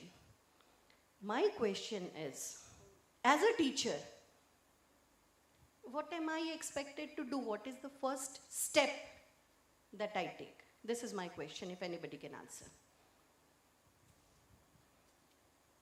Anybody? And yes, you would have to answer, or I'll come down with the mic. Yes. The first step that you're going to take as a teacher. You've had the inaugural session, ma'am spoke wonderful, and I think even I was okay. So first step. 2 sessions down, what did we learn?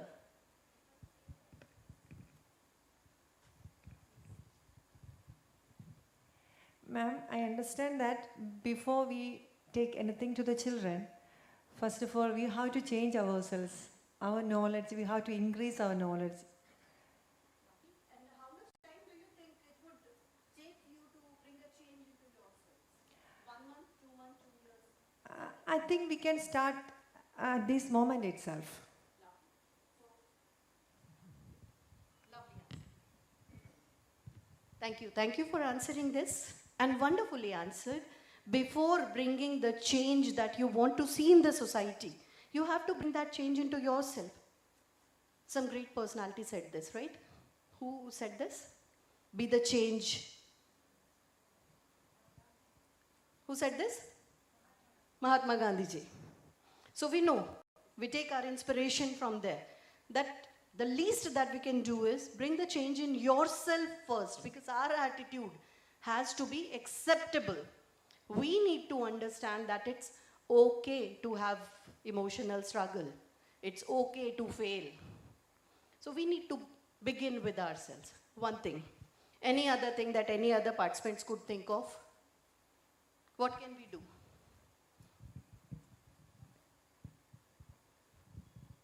So as a teacher, I think the teacher should love her child or the children. So they are not outsiders, or they are not the children of the society. Just consider them as our own. So that it is because of them that the school is existing. It is because of them that we are working. So whatever we can do, consider them as your own. Then you won't feel them to be a separate people or someone outside. The sense of responsibility.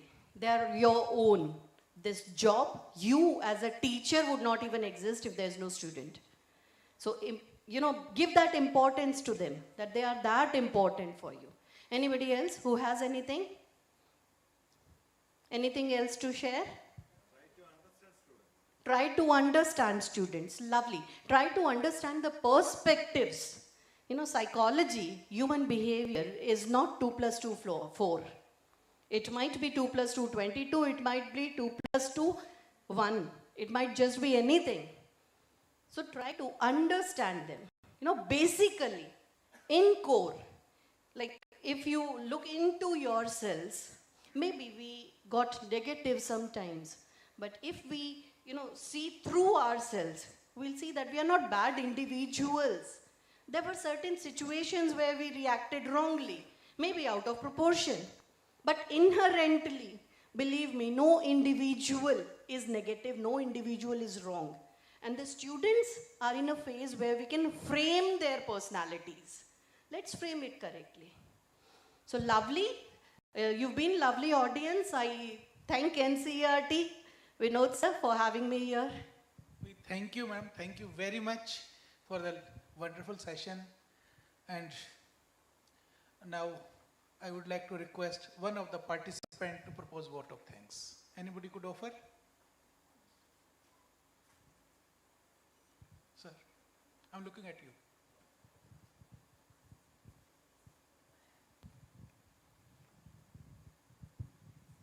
It was a pleasure hearing you, madam. And on behalf of the teachers and the other community who have been represented in this auditorium, I offer the sincere thanks to you. Moreover, one more thing is that, after all, according to Aristotle, wisdom is the way by which a man or a woman, or let it be any other person, understands oneself. So the teacher, first of all, should understand themselves. Thank you, ma'am. Thank you. Yeah, I hope you have no further questions. Okay. Only one question, no? Where is the lunch? Okay, we'll have canteen the lunch. You all can now go back. We'll assemble at 3 o'clock. You can assemble a little earlier because your session concluded first. So 2:50, assemble here. This canteen is near here only. Okay, just main gate and go down. All right, some constructions are happening near there, canteen. You can ask anyone. Let your bags, everything be here, no problem. Anybody has to sign in this group A, please sign. All right. Those who are here only, they will get a certificate. And after the lunch, you all should complete your registration form as well as TABs, both. I will be collecting. Okay, first register this group A. All of you write your name in the group A if anyone has missed. If anybody has to get to the bags, you be here. I will give. Okay, outside. People from Trivandrum, we have separate, TAB. All right, local TAB. All right.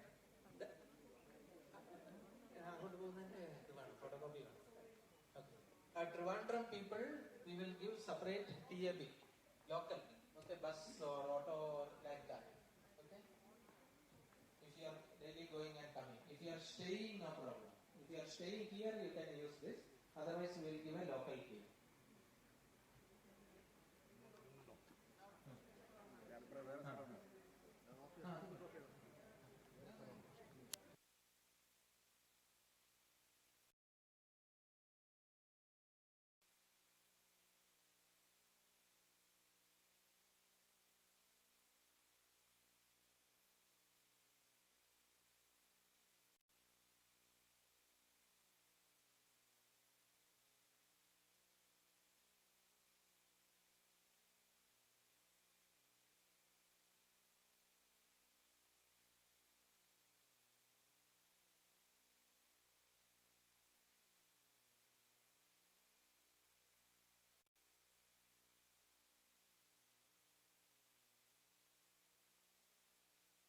So when we say mental health, so any one of you can tell me mental health?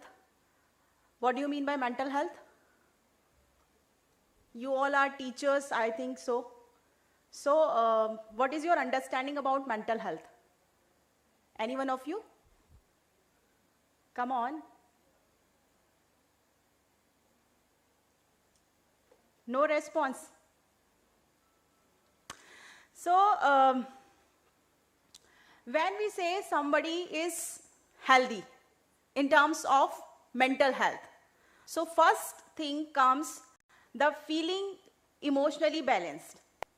So when we talk about this mental health, it means emotional balance will be there.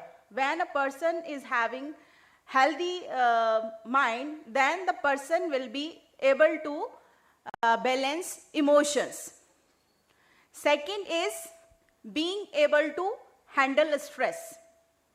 So in our life, whether we are a teacher, whether we are a student, whether we are a parent or anyone, we all are having some kind of a stress. Am I right or wrong? Thank you. So this stress could be from any reason, either workplace, home, your colleagues, your friends, your classmates, or anything. Like if we talk about a student, so from learning it could also come. So when we talk about this mental well-being and healthy mindset, so that person will be able to handle the stress. There are few people who is able to handle the stress, and there will be some who are not able to do that. So we will discuss how we can support them through digital tools. Then third is psychological resilience, and fourth is thinking clearly, and fifth is maintaining healthy relationships. So a person who is having good mental health, that person will have healthy relationships, whether it is friendship, whether it is parenthood, whether it is a teacher-student relationship or any kind of relationship. So these parameters comes under the, when we talk about the mental health. So mental health is not a kind of disease that we can detect through some diagnostic test, medical test. But yes, there are certain kind of symptoms which could be addressed. So those symptoms will be from these areas. If someone is, suppose someone is in your classroom, as a student is there or as a colleague is there, and you are observing that they are not able to handle their emotions correctly, or they are not having, it could be that we could have a good relationship with few, but there would be some people who are not having a good relationship with anyone. So it means there is some problem related to their mental health. So these kind of things which are coming in these areas, you can observe and you can support as a teacher or as a parent or as a friend or as a peer group. Now, as we all know that we are using this technology in our daily life, right? So these are certain areas where we could see that if we talk about teaching learning process, so in online learning, we are using technology. Without that, it is not possible that we could connect with the people who are not able to attend the regular classes. So we have the facility that they can learn something online, they can join. So online learning is there. Second, very important aspect is, and concern also, social media. Right now we are addicted to social media. So social media is also in our daily life, and if we want to do any kind of entertainment, then we are having technology. And for kids or students, online games. Online games, when we say, then we are having the technology. So these are the fields where we are using technology in our daily life. So when we talk about online learning, so if we talk about only classroom teaching learning, so here you could see that there are some certain symbols. Can anyone tell me? First is Google Classroom. Nice. Second is Meet, Google Meet. Third is Zoom, next, WebEx, next, Swam, next, Naptel, next, Moodle, next, Coursera, Unacademy. So when we talk about traditional classroom teaching learning practices which occurs in our classrooms in offline mode, but there are certain students who cannot come to our class in offline mode. But there are still certain things which we can do with the help of technology, that is online learning. And Google Classroom is the simplest LMS which could be used by us. How many of you are using this Google Classroom? Have you ever used? 1, 2? During COVID, okay. And Google Meet? Okay, fine. So, whether we are talking about Google Classroom, Google Meet, Zoom is a platform where we can have the meetings also and we can meet to our students also. So online learning is possible through Google Classroom, Google Meet, Zoom platform, WebEx. Swam portal is there where we can have some online courses, and Naptel is under Swam portal. And as a teacher, you can create your own Moodle also. Moodle is LMS, Learning Management System. So as a teacher, you can create your course and you can offer to your students for online learning. So this is also a part of technology. And maybe you have heard about Coursera and Unacademy. These are the platforms which are offering online learning programs. And so whatever the platforms are here in this slide or any mode, we are having one feature that without technology we cannot do it.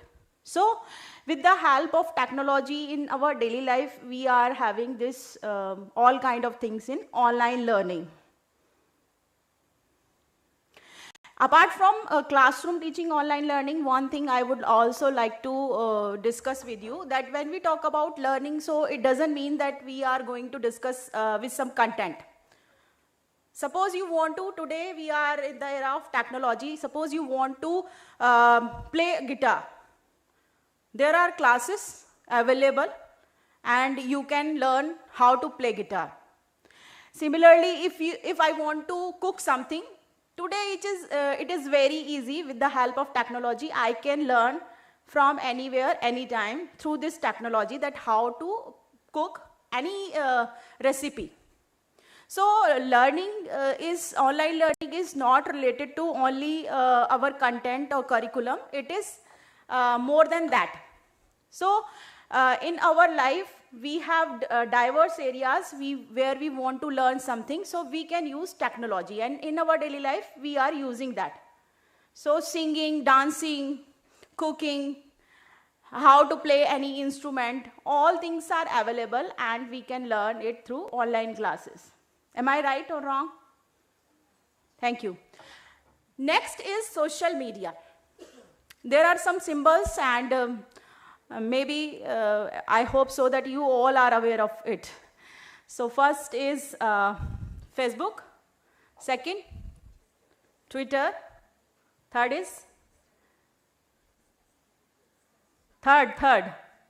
not Insta, LinkedIn, fourth is YouTube, fifth is Messenger, and sixth is WhatsApp. So in our daily life, if we talk about social media, are we using it or not? Is there anyone who can say that I am not using any one of these? Answer is no. Am I right? So whether we are from 16 years of age group, 60 years of age of group, or below 60, we all are having, even you won't believe that this social media has affected the children's also. They use this social media not in the presence of their parents, but hiding it. They have their accounts. So many of our students who are studying in a school, they do it.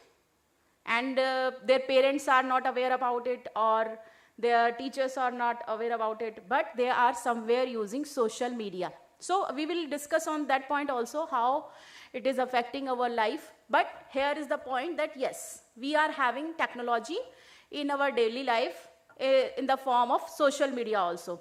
So if you want to connect with people, we are having Facebook, we are having Messenger, we are having WhatsApp, and YouTube and LinkedIn. If professionally we want to connect with the same area people which we are having, then we have LinkedIn.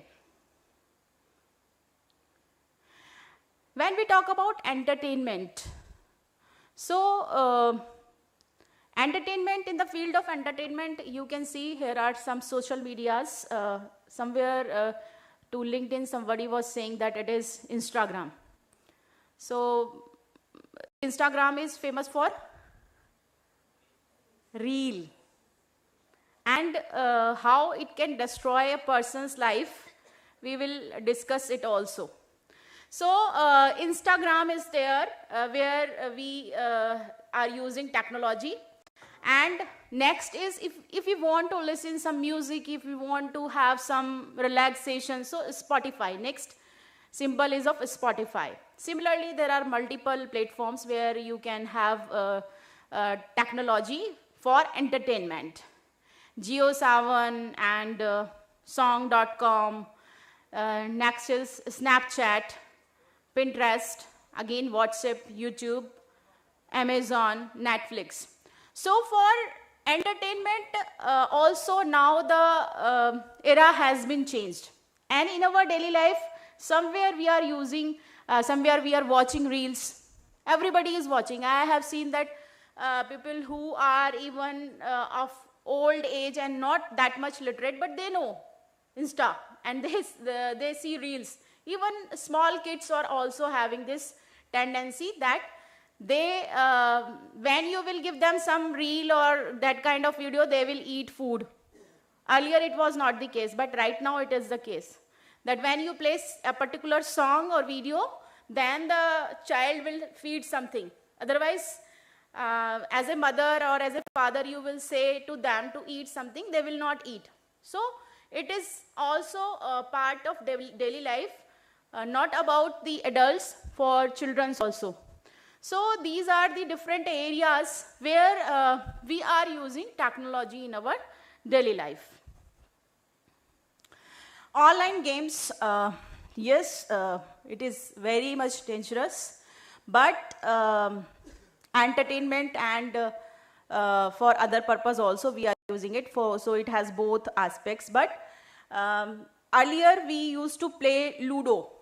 Ludo we used to play face to face. We used to have our family members or friends and we used to play. Now it has become digital.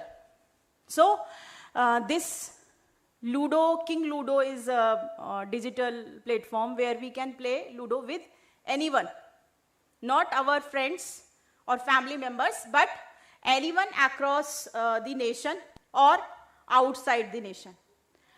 Next is chess. Chess is a game which used to play for healthy mindset and positivity. Now it could be played with the help of digital tools.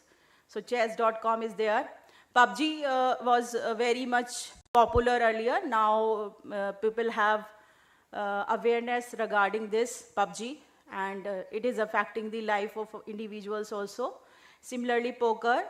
Next, Blue Whale, it has been banned because it has taken many lives. So Blue Whale, now it has been stopped. And recently in Ghaziabad, there is a case, in UP there is a district Ghaziabad, there a case incident happened that 3 sisters commit suicide. This is actually that was a Korean game. And the name has not been, still it has not been found out that what is the name of that game, but the investigation team has given it Love Korean Game. So recently today morning I have seen a news that again in UP district Meerut city, one student who was playing this online game, he got high BP above 300 and due to that he died. So these online games, we are using digital tools. So in our daily life, whether it is social media, entertainment, online games, or anything we are using for online learning, we are having digital tools. Without digital tools, it is not possible. Now, what are the negative effects of excessive technology use on mental health? So, when we use technology and we use it excessively, whether we are using for anything, for entertainment, for online game, it creates stress and anxiety. The first negative effect is, it has been observed and it has been reported in various research studies that it creates stress and anxiety among the individuals who are involved in any kind of activity excessively by using digital tools. It could be game also, it could be Instagram also. Recently, 2-3 days back, one lady got died just because of this reel habit and all. And second is eye strain and headaches. Various reports indicates that the people who are using excessively the technology or digital tools, they are having eye strains and headaches also. This is very much a common thing in the people who are excessively using this technology. Sleep problems. Sleep problems are also negative effect of this digital tools, excessive use of digital tools. So when you should have a proper sleep for healthy mind and healthy body, 6 to 8 hours, but just because of this digital tools, excessive use of digital tools, it happens that you continuously watch reels or videos and you spend so many hours where you could sleep. You are spending your important time on all these digital tools. Next is social comparison.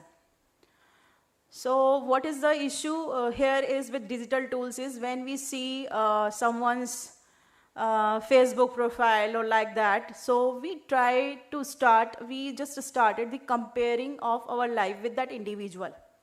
So intentionally, unintentionally, when you compare your life with others, definitely you will have some stress, anxiety. So we used to say, and still we say, that never ever compare your life with anyone. It doesn't matter if somebody is successful at 18 years of age and you are struggling at 35. Don't ever compare your life with others. But this digital media, what it is giving social comparison. Indirectly, unintentionally we see someone's profile or something that they are doing like that, whether it is just for fake or we don't care about that, but we try to start our comparison. And when we start comparison, problems starts. Next is addiction to mobile phones and social media. We get addicted. And there are several cases reported that when parents wanted to stop their child to use mobile phones, they have killed them. It is the case, murdered. So this is happening in our society, that just because of this addiction to mobile phones, someone can take their own parents' life. It is happening in our society. So these are the negative effects. Next, suicidal tendency. As I discussed that today newspaper is having, 3 days before it was having a news. So this excessive use of technology is creating suicidal tendency among the students and adults. Students who are using online games directly, indirectly, there are number of cases have been reported that in the trap of online games, many students have lost their life. And even parents don't have any idea that what has happened to them. So it is very serious concern, and this suicidal tendency, it happens with the excessive use of technology. Somewhere, some people, when they use social media, they are having that kind of tendency because they are addicted to social media. They have the tendency that how many likes I have received. if they are creating any reel, they are after the number of likings. So suppose somebody is having more number of likings, and it has happened, and the cases are also there in the social media, that few people are so insane about this liking and disliking, liking on social media, that they have ended their life. When they are having less number of likes on reels or pictures, they have ended their life. So these are the negative effects of social media. What are the healthy use of technology? What is the healthy use of technology? When we are saying in our daily life we are having technology, we are using technology, and technology have negative effects also. But what is the healthy use of technology? So when we say technology, yes, it could, excessive use of technology, when we are not having concern regarding that, it could be, it could affect your life negatively, but yes, it has positive side also. So when we use technology, because this session is how we can use technology for support. So when we use technology or digital tools for meditation and mindfulness apps, yes, it gives positive effect to our life. Suppose if we are having some anxiety or stress or any kind of depression, then we should use digital tools for this meditation. There are certain platforms where you can join meditation and mindfulness sessions you can join, and in this way you can use digital tools for meditation and mindfulness, and it will give positive effect to your life. And it has been reported that people who were under stress or anxiety or depression, who have used this meditation and mindfulness apps, with the help of these apps, they have reduced their anxiety and stress level. Next is mood tracking apps. There are several, I will tell you which are the apps. So mood tracking apps are also available. So when we are using digital tool as mood tracking app, then it will give you positive effect in your life. With the help of your mood tracks, you can change your lifestyles, you can change your screen time, you can change what to do, what not to do. So when we say digital tools and we say positive effects, so as a mood tracking apps you can use digital tools, then it will give positive effect. Next is sleep and relaxation apps. As we discussed, negative effect is sleeping disturbances. So with the help of digital tools, you can have nice sleep and relaxation also. So there are some sleep and relaxation apps which could be used for removing your sleep disorders. Next is online counseling platforms. There are various online counseling platforms where you can join online, hiding your identity. And suppose if you are you want to discuss any problem, any issue related to your parents or your friend or anything, then you can join online counseling platforms. Next is, there are certain helpline websites and chat services where you can chat to the individuals and they can resolve your issues, or they can guide you how you can come out of it. Next is educational platforms for mental health awareness, as we are having this initiative of Government of India. So MANODARPAN is one of them. So we are having this MANODARPAN cell for helping the individuals for their mental well-being. So like this, other platforms are also available, so we can take the help.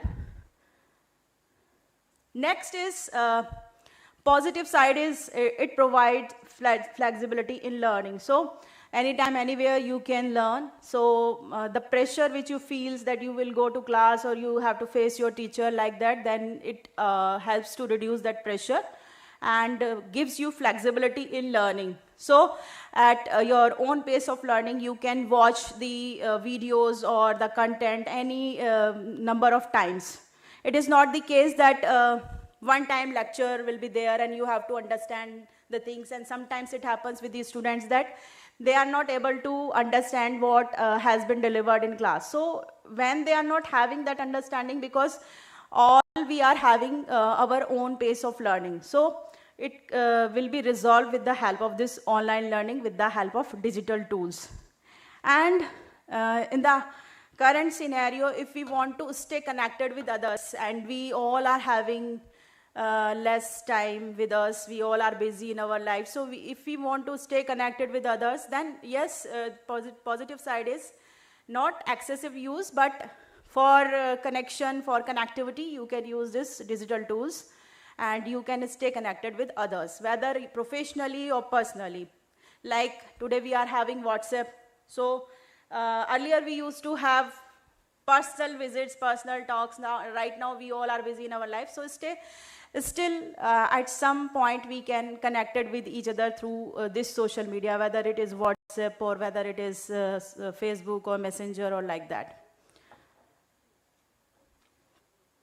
We should always try to remember one thing, that technology should support life, not replace it.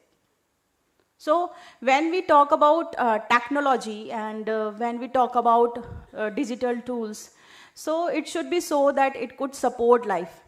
It should not be so that it could replace it. Whatever we are seeing in the cases of these online games and all, or excessive use of technology, like somebody is not having likes on reels, so they have ended their life, or to making their reels, they are so much after this that they don't know that where they want to visit the places, and they want to have selfies. So lot of people have lost their life in that also. So we should always think about it, that technology should support life, not replace it.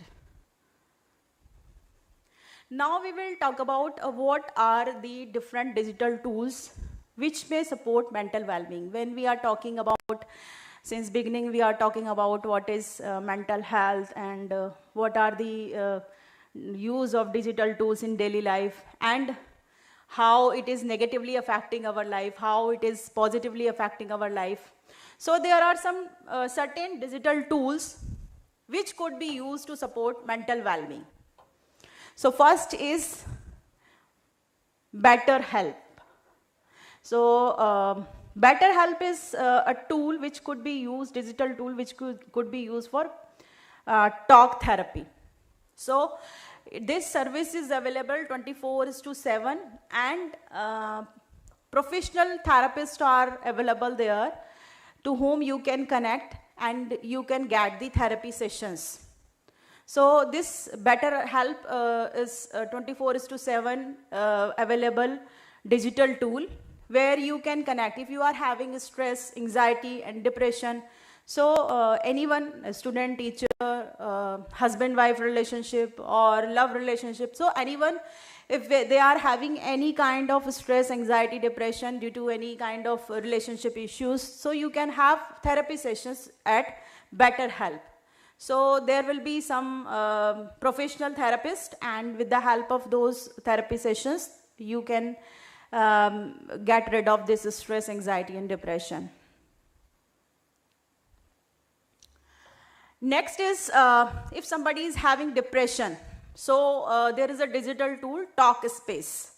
So earlier we used to have direct conversation with our friends, parents and like that, but due to this excessive use of technology, we sit in a single room, and we look into our own mobiles, like 5 members in family. Now it has been changed.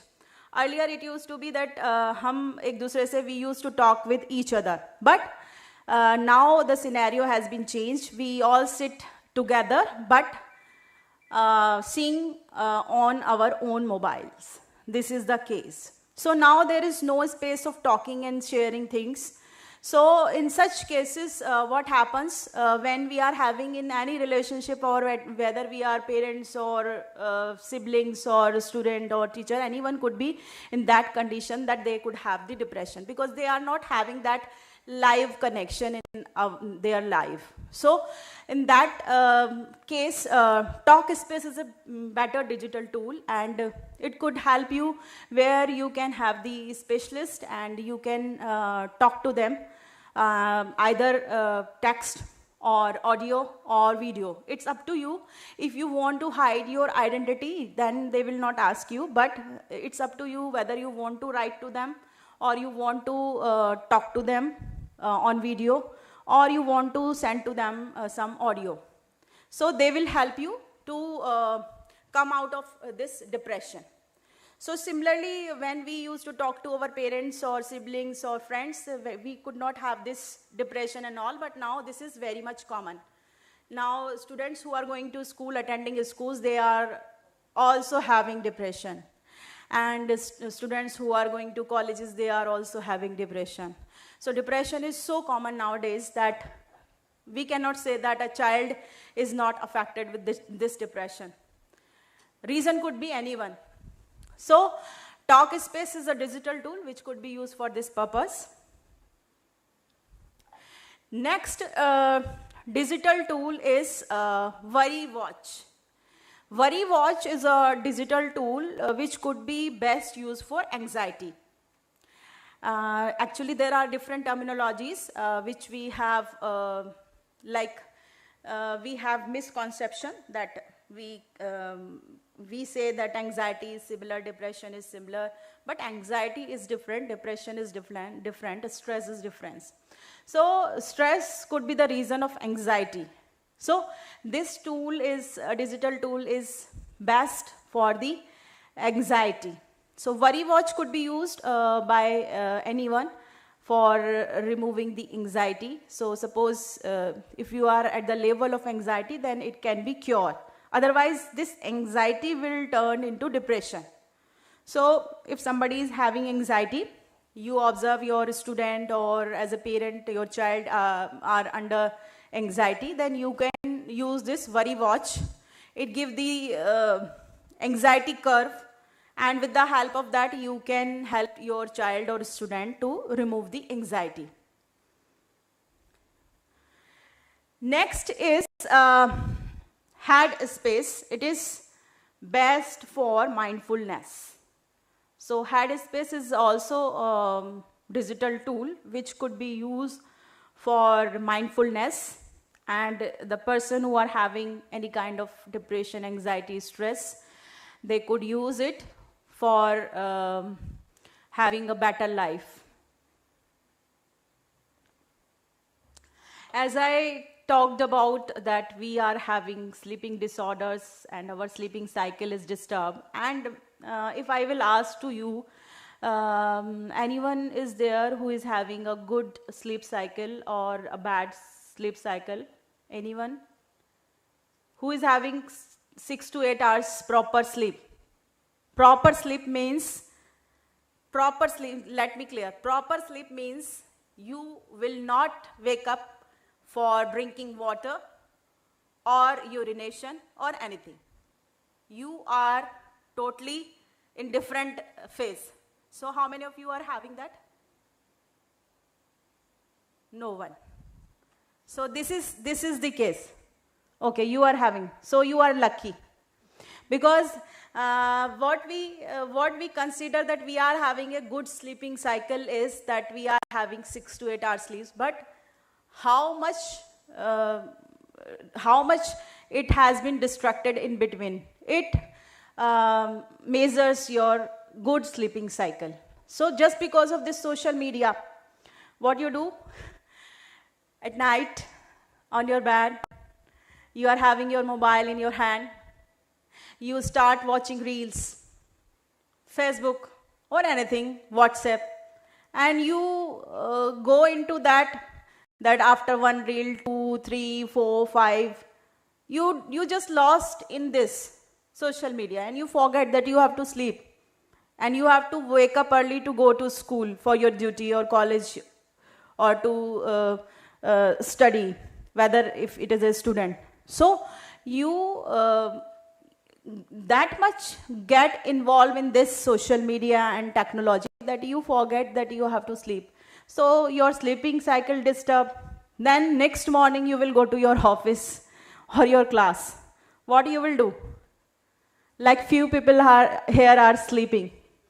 So what will you do? In your classroom, your teacher is telling something important. You don't care about it because you have to complete your sleep. So you will sleep in the classroom. And if as a teacher or as an administrator, you have to go to your workplace, what will come? You will yell out at your colleagues or your junior fellows or your students because you need proper sleep. But just because of this social media, you have not taken that sleep. So it will affect your life. It will change your mood. It will change your work life. So like that. And how to handle with the situations. You will get angry or you can shout at anyone just because of this sleeping cycle. So this digital tool is known as Calm, and it will help you to balance your sleep cycle. So with the help of this tool, you could be able to trace how much hours you are sleeping and how you can, it will give you the suggestions also how you can make it better. So although we all know how we can make it better, but still we don't try to give it a thought. Next is positive thinking. So best for positive thinking, there is a digital tools, Happify. So it is the case that we all have our thinking process, and some people think they are very positive energy, they think positively, but some person could be so negative that they think negativity in every positive aspect too. So in that case, this digital tool, Happify, it will help you to think positively. So it will give you some kind of path how you can change your negative thinking into positive thinking. So there will be some quizzes or some kind of games like that on this tool, and with the help of your informations, in what way you think negatively or whatever your thinking process is, it will help you to make it positive. So anyone could use this digital tool for positive thinking.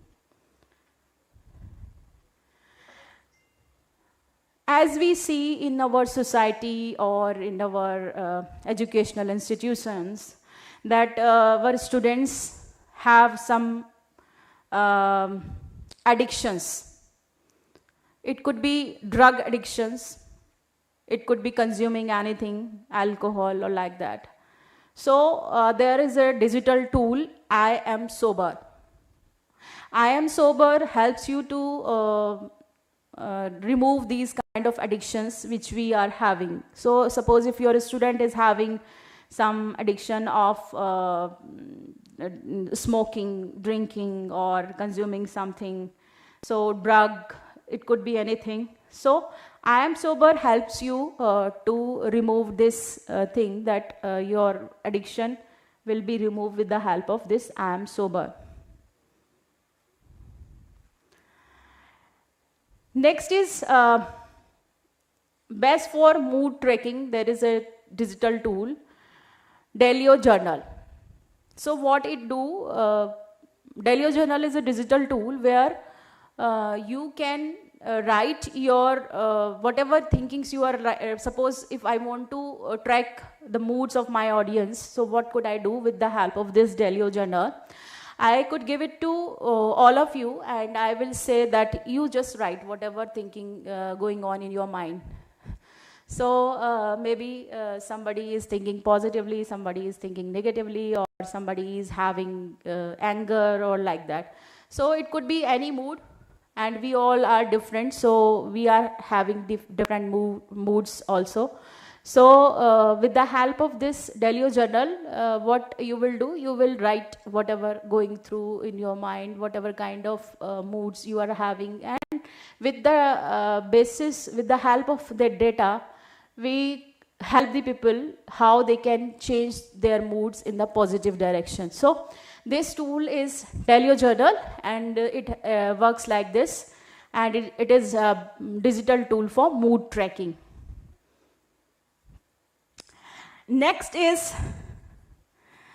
it is for crisis prevention.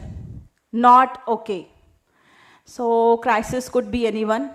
So not okay is, although it is, the name is not okay. So if someone is not feeling okay and having any crisis in any area, then this tool could be used for their better mental well-being, to support their well-being. So not okay is another digital tool which could be used for support of mental well-being. When we talk about our children, school-going children, and there are certain digital tools, and this tool is Breathe, Think, Do with CSAM. This is best for kids, and especially for class 1 to 8th students. And in this tool, with the help of different events and different statements, different situations, we try to guide the students how they can think positively in their life, how they can grow up, how they can cope up with their stress, how they can grow their creative thinking skills, problem solving skills. So this tool is best for kids, and we could use this digital tool to support our students. Next, this tool is, earlier we have discussed addiction removal tool, but this tool, Reframe. Reframe is a digital tool which could be used for reducing alcohol consumption. So alcohol consumption is done by anyone. It could be done by anyone. It could be done by your colleague, parent, student, or anyone. So when you are having that kind of person in your life and you want to help them, you want to support for their mental well-being, so this digital tool could also support them. It is known as Reframe. These are the simple strategies for digital balance. First, so these tools could be used for different purposes, and now simple strategies for digital balance. When we are using technology, we should always use for a positive purpose. And as I earlier discussed, we should not compare our life with others. When we are using technology, as I discussed a case where one boy in Meerut lost his life when he was playing online games. So when we are doing anything online, we should always take regular breaks. We should always limit screen time. So in our mobiles, it is there. If you will able to trace how long you are taking, so screen time we can reduce.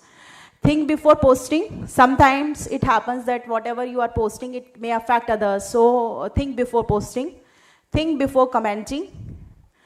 Talk to family and friends. Rather than being engaged excessively on digital tools, talk to your family and friends. Keep phone away while sleeping.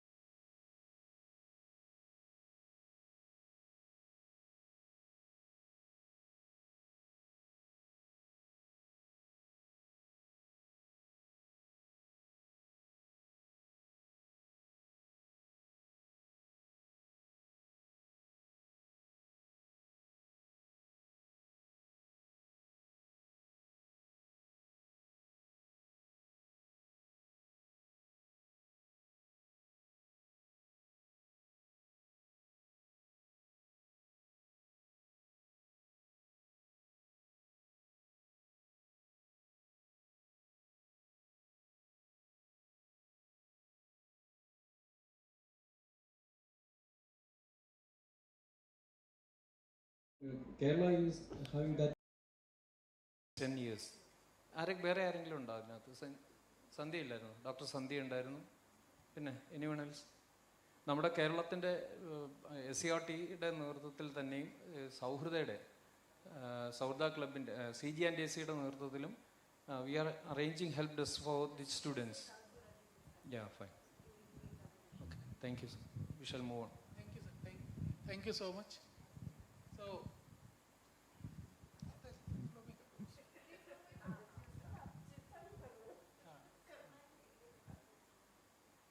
So let us have next session on skills.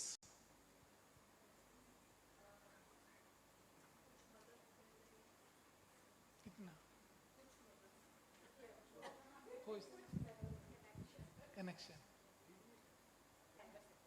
नहीं, organizer. मुझे लगता है कि बस यही डालना है ना, तो देखते हैं इसी में डल जाएगा शायद। छोड़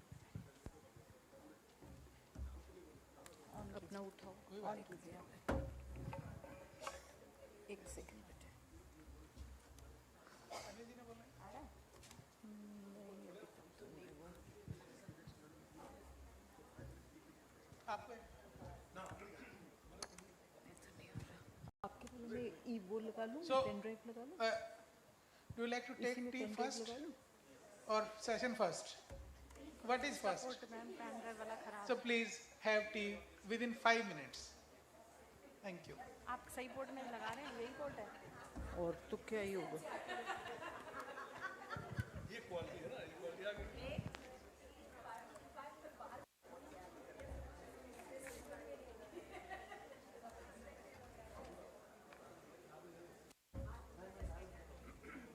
एक मिनट, यहीं लगेगा मैम। है ना, वही तो।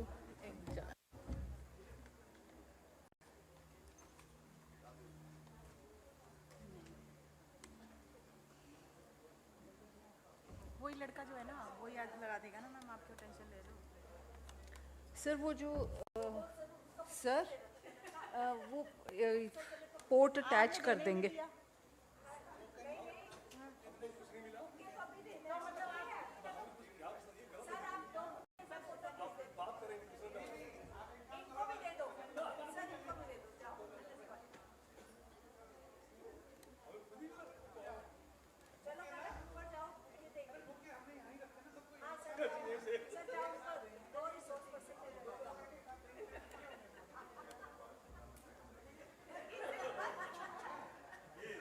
विनोद सर प्लीज भेजें किसी को, ये हमारे से लग ही नहीं रहा इस पोर्ट में। क्या बात है? जी हाँ, इसी में कर लेती हूँ, वो तो कोई दिक्कत नहीं है। मैं अपनी नहीं, वो फिर पेन ड्राइव लगाऊँ?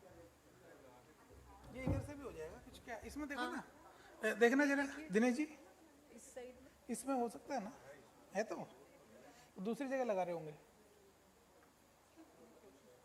नहीं मैडम, वैसे वाली नहीं की होगी, उस साइड वो कर वैसे वाली नहीं की होगी।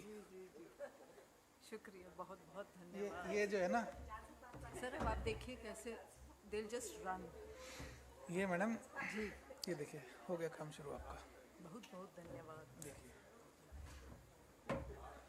कोई तो है नहीं, पढ़ने वाले बच्चे विद्यार्थी तो भाग गए मेरे चाय सारे। के लिए टी ब्रेक ले दिया ना, टी का ब्रेक ले दिया हमने, कहा जब तक ये सेटलमेंट होगा तब तक टी ब्रेक।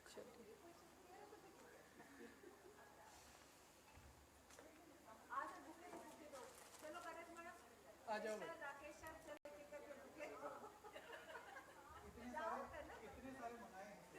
दिनेश सर, ये जो अब पोर्ट लगा, क्या इसकी चार्जिंग भी हो जाएगी इसमें?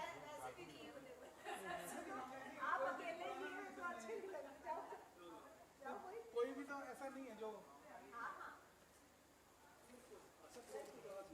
हाँ, और क्या? वो तो देखिए ऐसा है, फोटो तो अच्छा ही आएगा, ये बता रहा हूँ। 10 मिनट बाद आप फेसबुक पे देख सकते हो। अच्छा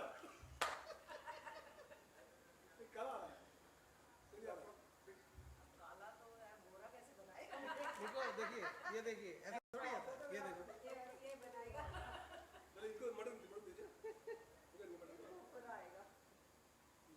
थैंक यू सर, धुआं उठ रहा है, धुआं। आप आ जाओ, आओ।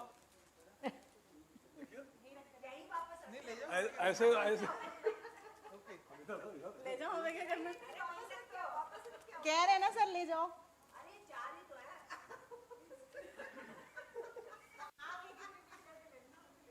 ये मैडम आप लीजिए, अरे आप लीजिए, सेशन ही नहीं हुआ। अरे आप लीजिए, नहीं फोटो फोटो भाई, फोटो नहीं कराते ना, फर्जी काम नहीं।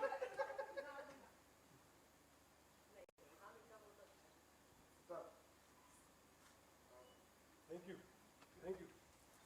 सब कह रहे मैडम को दीजिए, मैंने कहा सेशन नहीं हुआ क्यों दे पहले? सर फिर आप फोटो लेंगे, आप लीजिए। फोटो तो खींचिए। मुझे पता है ना टेक्नोलॉजी।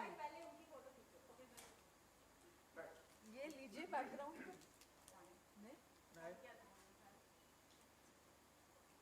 ये तो जहाँ भी खड़े हो जाएंगे ना, बैकग्राउंड साथ साथ ही आ जाएगा।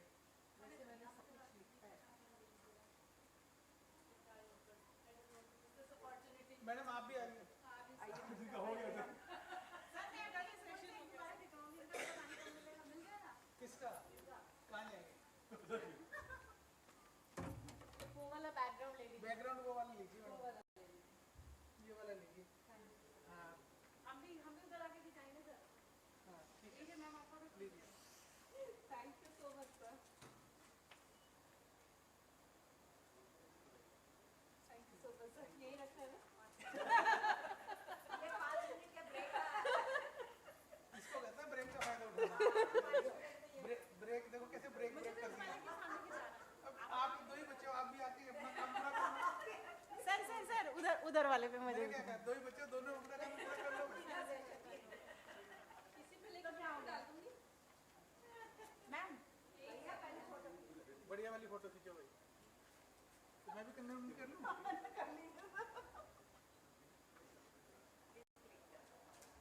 वो लाइट चली गई। बस हम फेसबुक चल जाएगा। सबको पता चल जाएगा मनोदर्पण में गई हूँ। विनोद शनिवार सर के कार्यक्रम में। और कुछ लोग तो धुआं धुआं हो जाएंगे। बहुत है अभी तो, बहुत ताकत है। वापस रखने हैं सबको। नहीं मुझे टेंशन नहीं है। अरे हम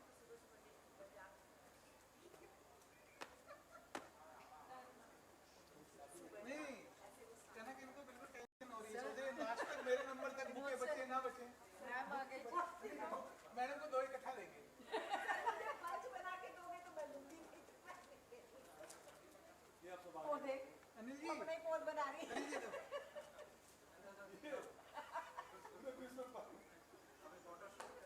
नहीं टी ब्रेक है, तब तक फायदा उठाए टाइम का। आइए अनिल जी, आप भी आइए। नहीं नहीं, अरे आप आओ आओ ना।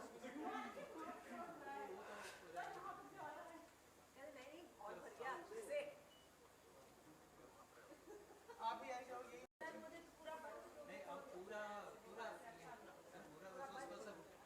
कोई सब करके कराएंगे। हमने कर दिया लो। इतनी है ना।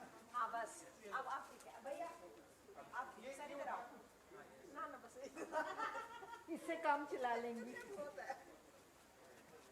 ये दो दिखाई दे रहा है। अच्छा डबल डबल चार हैं। ये आदमी के साइज के हिसाब से दिया जाता है। बड़ा रिसोर्स पर्सन बड़ा बुकिया। साइज में बड़ा तो बड़ा। नहीं, बड़ा रिसोर्स पर्सन बड़े बुकिया।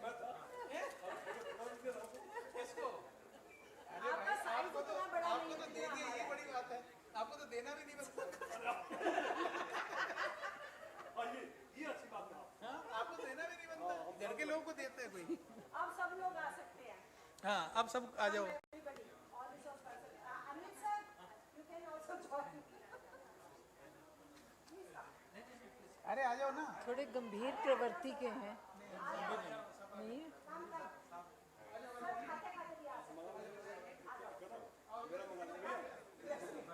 नहीं उनके अधिकों को बचाए।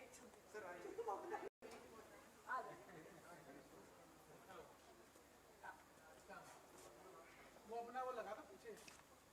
क्या? हाँ जो बैनर बैनर अपना लगेगा ना। ये फिर पोर्ट चेंज होगा फिर नीचे वाले लैपटॉप में जाएगा इसी में सर पोर्ट नहीं अब बुलाना प्लीज हैं? नो नो नहीं, आपका क्लास है? बहुत मुश्किल से क्लास है किया। अभी? यस सर बहुत मुश्किल से इसको अटैच किया ओके फिर तो नहीं अच्छा करेंगे। कर लो फिर आप वापस अटैच कर देना दिनेश सर फिर ये वापस आप करके देंगे फिर उसमें डालो ये लीजिए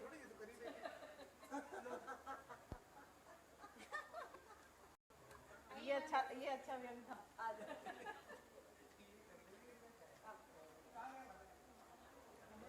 इधर आ जाती हूँ 3 दिन बैक हो जाए कितना बैक इसके कितना ओके है इतना ओके है सर अब ओके तो हमारा कहाँ है आइए भाई साहब यहाँ से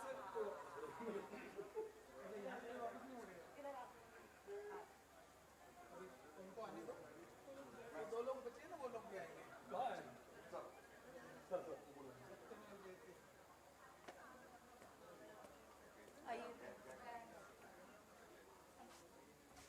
मतलब फोटो चाहे छूट जाए खाना नहीं छूटना चाहिए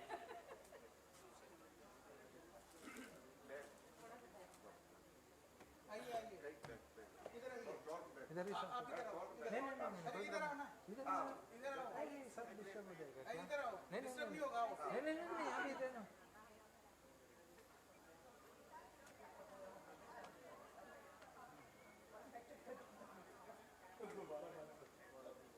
कैमरा में देखो भाई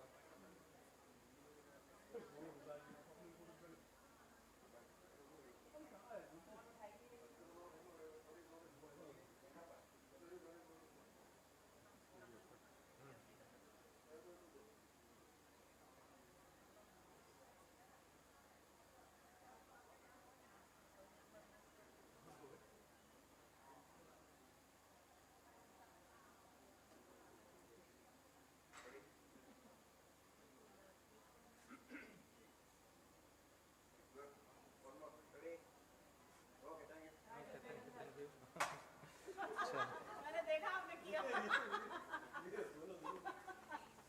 ऐसे सांस खींची उन्होंने फिर छोड़ दिया है तो है क्या है वो कहाँ रह गई सोनल तो गई वो हेड से बचना चाह काम कौन तिवारी ज्ञान तिवारी से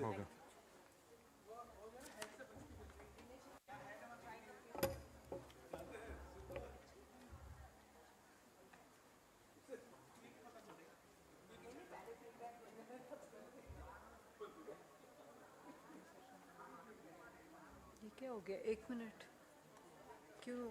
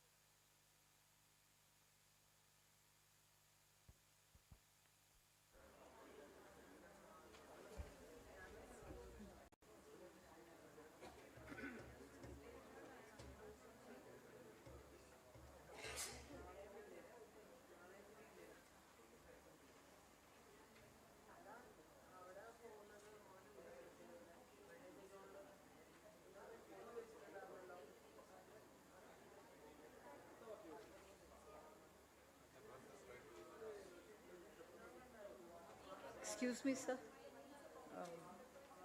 Excuse me, sir. Sir, can we clear this little bit?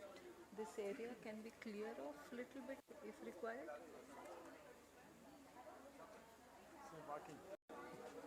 Yes, sir. Could be able to do some activity.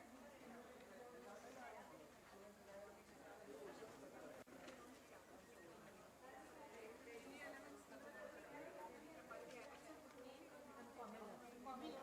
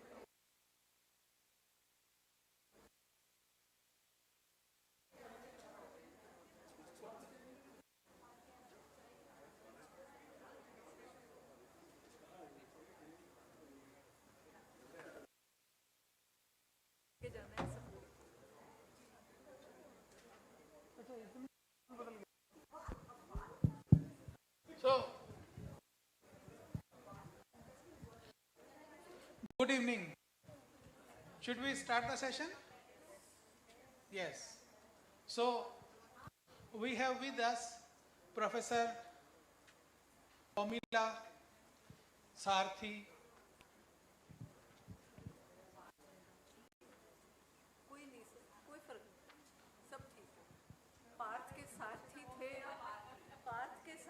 थे कृष्ण जी, तो एक ही बात है, जुड़े हुए। So, ma'am is from Chandigarh, DAV College Chandigarh. She is from DAV College Chandigarh, and she has some practical session. She will take session on skill. So I'm sure that after this tea break, the remaining 2 sessions would be more engaging. So now over to ma'am. Ma'am, welcome to Thank you, sir. Thank you the so session. much. Yes, sir. Please. So very warm welcome to all of you this afternoon. Afternoon तो नहीं कहेंगे, अब तो evening हो गई. And I know these sessions are the toughest because after lunch and tea, one is a little sleepy. So for some time, I think you can keep your books and everything on one side, and let's all stand up. Let's wake up. Let's wake up. Huh? Otherwise, we'll all go off to sleep the way condition we are in as of now. So now that we've gotten up, we'll start to play a handball game. If we know each other's name, then if I'm throwing, what's your name, sir? Sajid. Sajid. So I'm throwing the ball to Sajid, and Sajid will throw it to somebody else over here. What are we doing? We are trying to understand whether we know each other or not. Since you're all from schools and you're all been here a while, so I'm sure you know each other's names. So let's begin it like this. So here, Sajid, hold the ball. Naam lijiye. Take name. Vejo,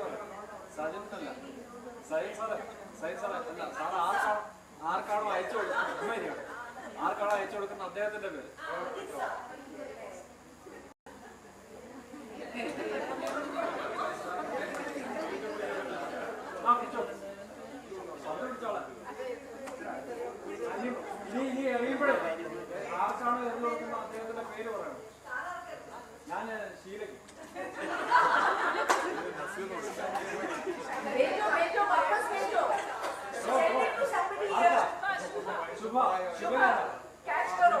Catch करो. What are we trying to do? It's important that we are all connected from the same branch called schools. So it's important that we all not only know each other, but we are at that level of being friends. You can address each other with your first name. It's important to do this. And so when we have children in the class, he's enjoying it now. He's enjoying it now, when the game is kind of over. Let's settle down. Let's settle down. You see, it's very important to make the classroom feel like it's not just knowledge, attitude, aptitude, skill. It can be a lot of fun also. So this is how, if we begin our classes in a way where children feel that my teacher will not only come in with a scale and tell me to do this and not to do that, half the work is already done when the child has had a beautiful connect with you. So moving on further, can you connect to this picture? Anybody? Can you connect to this? Will somebody quickly tell me what am I trying to say through this picture? A sapling is growing into a tree. What else? Sorry? Shade. Shade, okay. So you are the trees and children can be getting under your shadow. They are growing, they are evolving, you are socializing them, okay. What else? Anything else? Another perspective to it? Okay, future. When children come to you, they come like little saplings, right? And it's in your hands that these children are growing and evolving every day. Very soon they'll be there like those big trees. And it is our duty as teachers to be the catalyst in their life, to make sure that everything goes right. We are the facilitators. We are motivating students to lead a productive life in future. It's important that students understand the current knowledge level, obviously. They have to help gain better clarity. They have to have skills of communication. All this is possible only when we as teachers are able to guide them, communicate the feelings to them, actually empathize with them. Not every child is a happy child. Some children can come from not so happy environments. But how do we actually empathize and understand what is happening in the child's life so that the child starts to connect with us? We have to be effective leaders in their lives. Only then they learn how to become leaders. Today, through this game, you also realized for those few seconds while you were holding the ball in your hand, you were the leader, you could take a decision who you want to throw the ball to. And that's precisely what we want to teach our children under our guidance. Very important to be able to develop all of this. You have to be critical, you have to be reflective, you have to be confidential. You also have to give them the confidence that they can walk up to you and talk whatever they want to. Only then it makes sense in their lives. We know the new NEP, the National Education Policy 2020, which has come. It has given us a different guideline. Not that much has changed. It's like what we say all the time. It's like that old wine, new bottle, old wine, whatever, however you put it. The framework remains the same. The number of years a child stays with us remains the same. However, what is important is it's termed foundational, preparatory, middle, and then secondary. So that means that the new education policy is slightly redefining itself through the terminology and the nomenclatures which have been now given. Some major issues that we see all the time with children in our schools, some say it, for others we need to actually feel what they are going through. So there is peer pressure, there can be insecurities, mood swings, failure because of whatever reason, hopelessness, anxiety, depression, identity crisis. When children are in their adolescence, they are at that stage of their life when major transitions are coming. And it is these transitions that we as teachers are coping with all the time, all the time. From the pre-primary, when the child is moving to the primary wing, the problems are entirely different. And similarly, as the child keeps growing, the problems differ. But as teachers, we need to understand that with the physical development, there is cognitive development, there is intellectual development that is happening. So how much of our time, how much of our effort does the child actually require to make it a smooth transition? The age of adolescence usually is called a stage of stress, storm, problem zone. Now this is a thing of the past. Earlier we used to say puberty walks in at about 13, 14. Today puberty walks in at 8, 9. Even as early as 8 children, girls are stepping into the domain called menstruation. They have attained puberty. Hence the problems associated with it also come early. Problems such as teenage pregnancies have come into the surface. Problems such as sexual abuse, problems such as children not able to respond very well. Children are resorting to drug abuse. Children are resorting to all kinds of addictions. Children step into this domain which is called experimentation. However, this experimentation subsequently turns into addictions. And we don't even get to know when this happens. Unfortunately, I was going through the data of Kerala and I did see a lot of mental health disorders among the younger age groups. If you see the 2011 census data, the kind of data which reveals the literacy rates, and the 2001 data, if we see, the data shows a minimal change. However, in Lakshadweep, if we see, are there any teachers from Lakshadweep in this group? Oh, not in this group, okay. But if you see, for us as teachers, it's very important to remember that our insight, our understanding of not only our subject is important, you need to constantly see the new statistical data that is coming up, because that helps us to guide our children what the future holds for them. If you take a look at this picture, it's very clearly talking about the psychosocial well-being. Psychosocial development is possible only when there is overall development. How many of us truly understand what mortality means? Do we understand why mortality is the way it is? Why is it that certain disease patterns are specific to the south and different for the north? What is it that goes wrong? And why is it that children in the south report problems differently as compared to north? If you see statistics of Punjab, we see a lot of obesity over there. However, here in the south, you see less obesity. North reports more obesity patterns. Is it because of the eating pattern alone? Is it because we are becoming couch potatoes, or we are making our children into couch potatoes? We need to understand the nitty-gritties. These small data sources not only help us understand what is the current scenario, it also helps us to plan for our children how and what should they be doing in future. So whenever a psychosocial well-being model has to be developed, we need to keep in mind what age are we targeting, what are the theoretical foundations that go into it, and how we are going to help them overcome it. Let's say we are teaching children from the age group 6 to 10. What are the problem zones? Now, they can be physical problems, they can be emotional problems. If we are targeting only the physical problems and not taking care of the emotional problems, again, there is a problem. If we are targeting only the psychological states or the emotional states of the child, there is going to be a problem. How do we blend the psycho as well as the social problems, understanding the kind of support or the environment from where the child is coming? Very important to keep in mind what is the support system at home once the child goes back. How does the child reach the school? These are some things we don't bother usually, but they are important for us.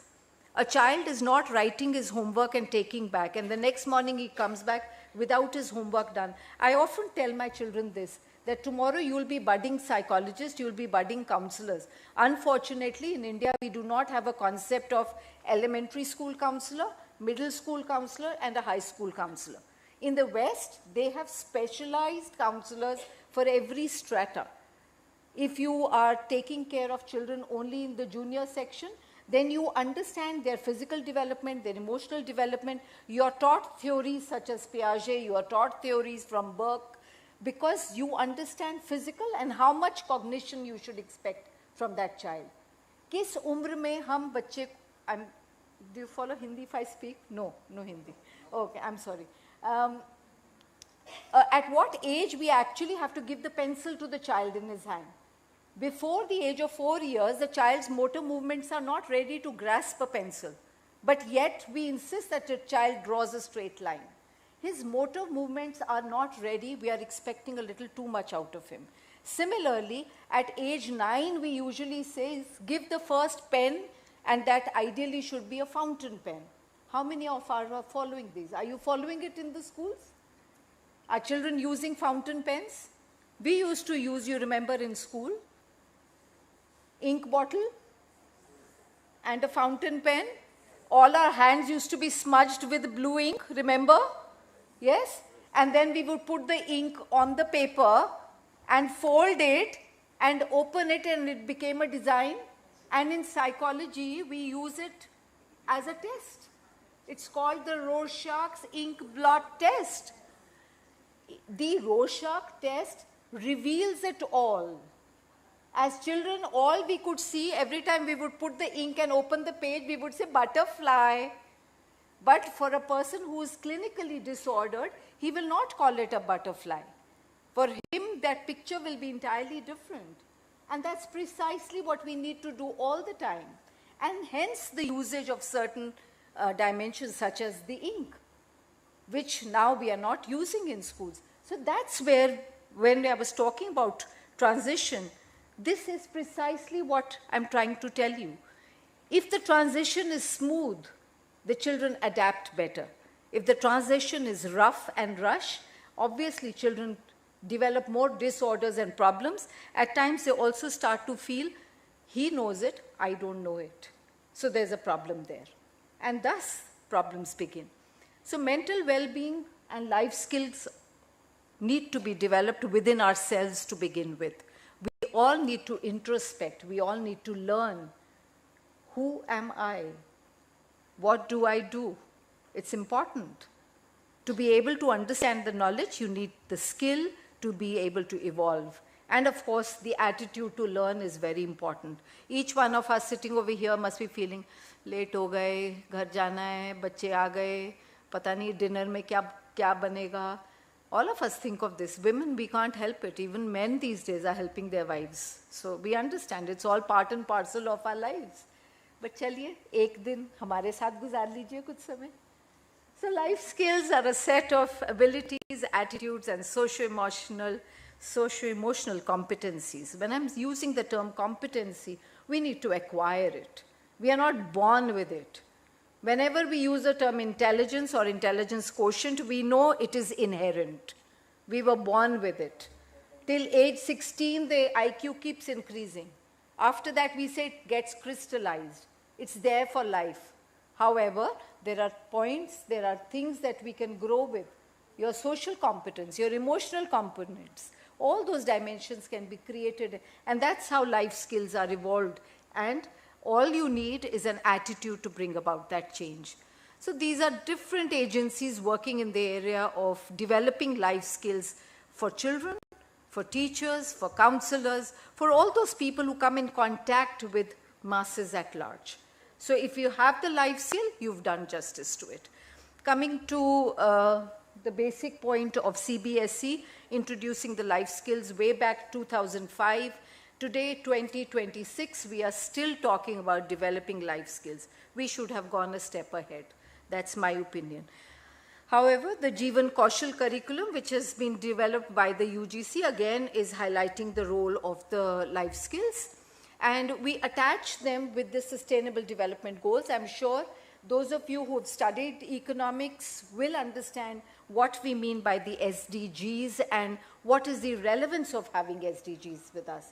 Because each dimension of the Sustainable Development Goal talks in terms of the foundation that we build for our children, whether it is literacy, whether it is numeracy, or an increase in the digital skills. We just had a beautiful session on digital skills where we talked and learned about how different kind of platforms are available to us. We can not only tell the children, but we can also help them learn them. Yes, of course, not all of them are free of cost, but what is free of cost can be used. Otherwise, everything can be done at our own levels. छोटे-छोटे plans बनाइए और उनको कोशिश करिए करने की, because I'm sure every school does have a computer. No. Every school doesn't have a computer? Yes? No? All schools have computers? All schools have computers. Only computer? So for people who are trained in IT, they know how to develop these little programs for children. A small little program can be created. Okay, let me tell you, I'll come back to these later on. I'll give you the skills first. Okay? These are some social skills, thinking skills, and emotional skills. Our first skill on self-awareness, each one of you can pick up a paper and a pencil and write these few adjectives where you feel how you are unique. Can you write about yourself? I am unique because 1, 2, 3, 4, 5. Right? All of you, please write.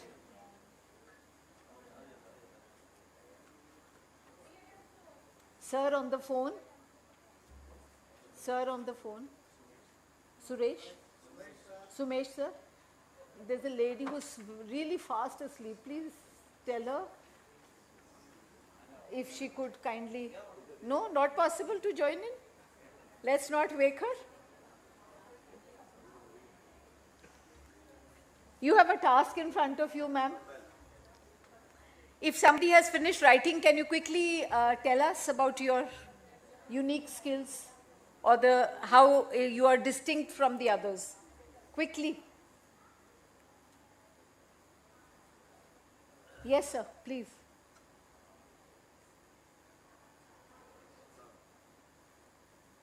Did you write the 2, 3, 4, 5? 1? How are you unique, you say? I'm a teacher, at the same time I am a farmer. Oh, beautiful. Very nice. Anybody else? Let's clap for ourselves. We've done a task. Okay. Anybody else? Yes, ma'am. Okay. After you. Okay. Patient, hardworking, loving, seeing good in others and in oneself. Beautiful. So you're empathizing effectively. You also use this term, love your children, in the morning session somewhere, right? So I think it's very important to be compassionate and be able to connect to people. The lady here, please, ma'am. You were about to say something, yes?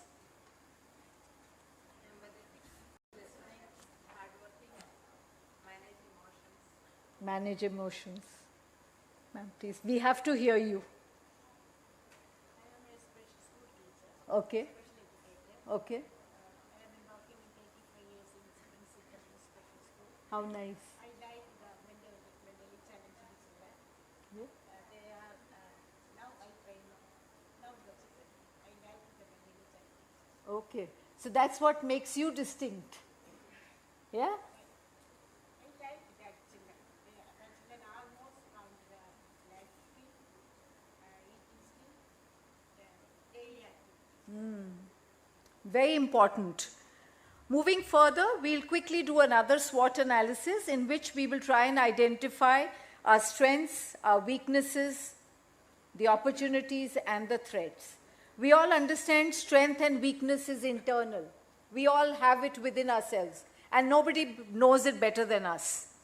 So let's quickly write maybe 1, 2, however you feel. The strengths in your life, the weaknesses in your life, the opportunities. Some you've used, the others you've failed on. You did not pick up the opportunity and you feel you lost that opportunity. Very tough. Very tough.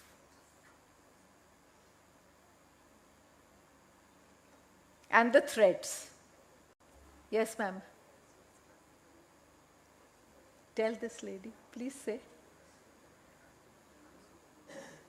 She doesn't want to do it. You've not done it? Do it. I was asked by Vinod sir to make you do only exercises so that you stay awake and don't doze off. So I'm just attempting that. This was my latter half, converted it into my first half. Would somebody, sir, would you like to share?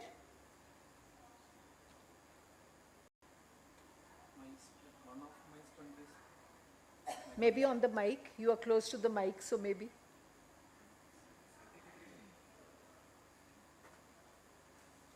Careful.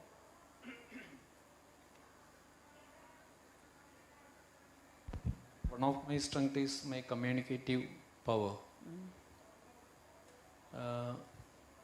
Opportunities, I cannot just recollect one among so many opportunities which was given to me. So there are no regrets of any kind? No. No regrets, which is amazing. Okay. And weakness, I am weak in, again, I am weak in communication. You are the most effective communicator in this group. No. That's why you were identified to give the... You have not identified my fear, which is hidden in my... Then threats. Again, communication. No. Enda paraya?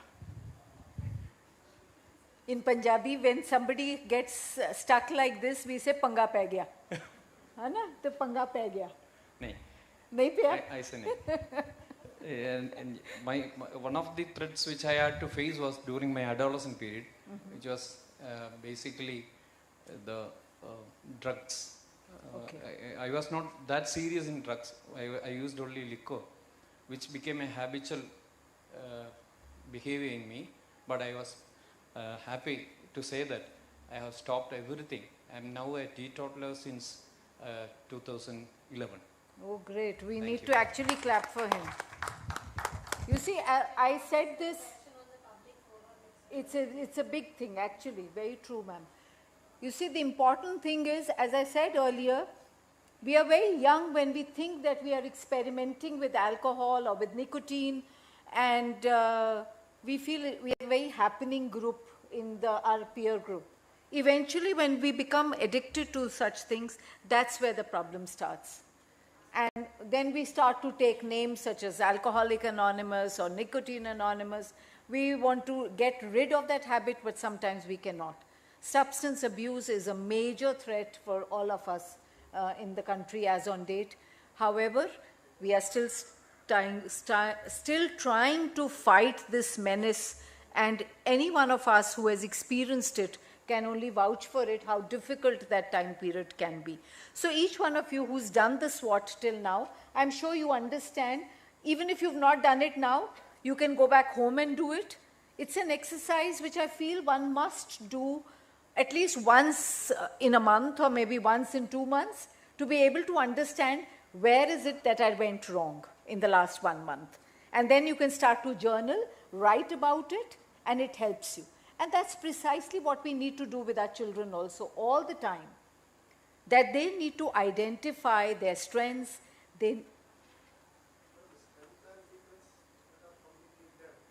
Sorry? Internal. Opportunity and threat are both external. Yes.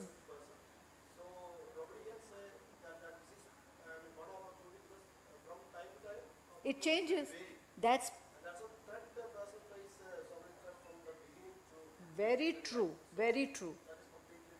So if you have prepared a journal, a diary, over the years, when you will look back, once you have retired and you're sitting at home and you open your diary, you'll see how you've evolved over the years, from where you were to where you are today. Let's say 20 years of your service. When was the first day when I joined and I got my employment letter that you have got selected as whatever, so-and-so, a teacher, a special educator? Remember that time. And remember, when you will retire, it'll be another happy moment for each one of you. That you've lived that life so productively, so beautifully, that people are ready to give you the send-off with tears in their eyes.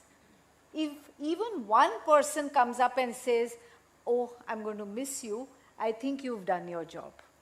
To be able to reach that level where people actually start to miss your presence, we've done it. And so, sir, very rightly you've said that opportunities and threats come in every day. They knock in every day. How we cope up with them is the effectiveness with which we have evolved. How we are reacting to that situation. That's precisely what I'm trying to say. Another very important dimension for us when you're doing your self-awareness or introspection, we need to understand what self-esteem means. Do I actually see myself as a cat when I'm looking into the mirror? If I am the cat?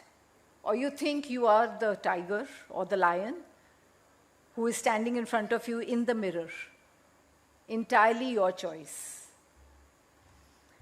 Moving further, in the morning also we've spoken about empathy, one big, huge lot. I want 5 volunteers to come up on the stage, quickly. 5 volunteers. 5 लोग आइए on the stage. Jaldi se. Preferably people who can remove their shoes quickly. Hurry up. Come, hurry up, come. Your friend is telling you to come, no? Come. Get your neighbor along. Come. It'll be a fun game, it's nothing else. Come. All of you, all 4 of you, come. Get your shoes along, ma'am. Get your shoes along over here. आइए आइए आ जाइए. इतनी उससे बुलाऊंगी तो पता नहीं खुदा भी आ जाएगा. Just 2 volunteers. Are you wearing your shoes?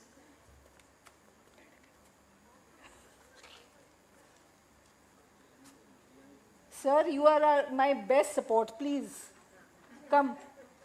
Why don't you also come? Come. Come. Opportunities and threats, sir. Please come. Come, come. Hurry up and come.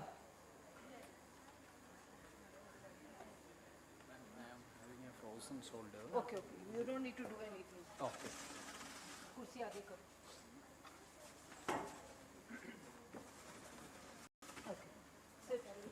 All 3 of you can sit. 3, 4, whatever. Sit, sit, sit. All of you sit. Remove your shoes. Remove your shoes and sit. You also, can you remove? No, you can't remove. आप वैसे ही घूम लो. उतार के जूता घूम लो. यहाँ पे रखो. What am I trying to do as of now? Each one of them, we have 5 volunteers on the stage. Anyhow, so we have 5 volunteers. Each one of them is removing their shoes. When we talk about empathy, we always say, put yourself in another person's shoes and feel the way he feels. Right? So that's precisely what they are doing. There are 5 pairs of shoes over here. Run across. Run, run, run, run, run. And now, each one of you wear anybody's shoes. Quickly. Whatever shoes are available. He wants to do it again? Okay, okay, okay. Leave your shoes.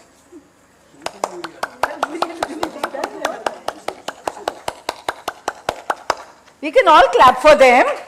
Our supporting volunteers. Come on. Let's stop and wear any shoe that you like.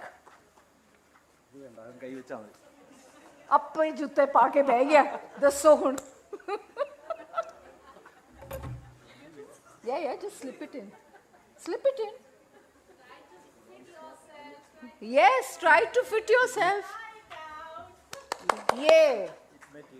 What have they just done? Who's wearing Sir's shoes? She's wearing. Do you feel some difference in his shoe? What is the difference? His shoe is very large. It's large. It's not comfortable. So, you understand what he's going through? For him it is comfort zone. For him it is comfort zone. Do you follow what I'm saying?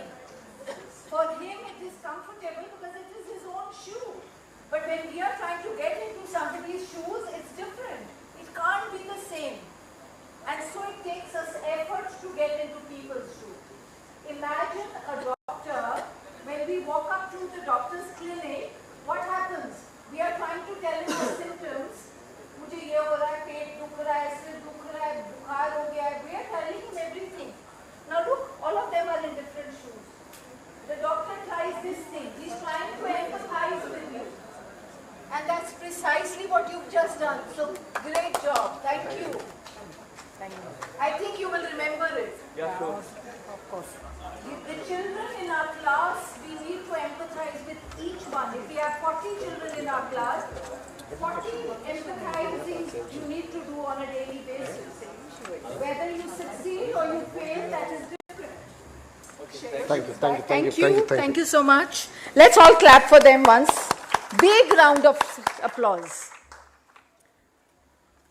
Now, in our classes, all the time you notice children who come up and say, my parents love my older brother more than they love me. So the minute you are using the term, there is sibling rivalry, obviously you need to take care why the child has this feeling. And if the child has such a feeling, can we help him overcome this feeling? The child has social anxiety. You tell the child to come up on the stage and give a lecture, and the child says, I'm sorry, I don't think I can do it. This child can even start crying. If there is a pathology involved, the child, no matter how hard you try, most teachers in the class have a reading class, right? At least when they are young children, everybody reads a couple of sentences. Do you all still do that? We used to do that when we were in school. Do you do that in school? You make children read few sentences? No? Yes? A couple of lines, roll number 1, roll number 2, continue from here, roll number 4, 5, 6. So, aista aista, the entire chapter has been read by the children, whereby what are we doing? We are trying to help the child to stand up in his seat and say those words. The couple of sentences which the child reads in our presence, he is shedding his inhibitions. And the more he sheds his inhibition, the more fear goes down, the lesser anxiety subsequently in his life. This is how we help children overcome small problems. If the child is too obese, everybody makes fun of that child. Mota hai, khata zyada hoga, and things like this. Problems have started with that child because he becomes the laughing stock of the class. Do we really want children to be like that? There is such a big question mark on every little thing that the child says to us. And that's how we need to understand empathizing is different from sympathizing.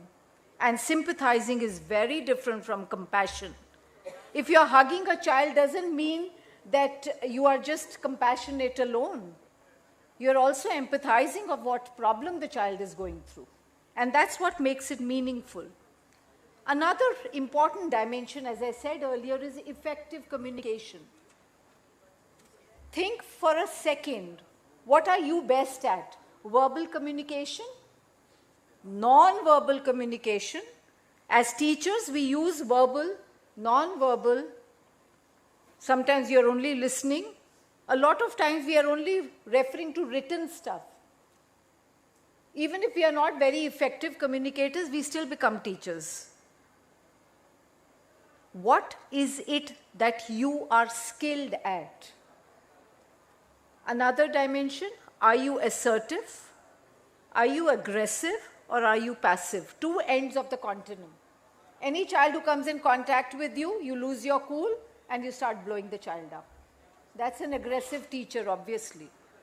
The passive teacher, whatever, no matter what the child does, we always just say, all is well, it's okay, it's all right, do whatever you like.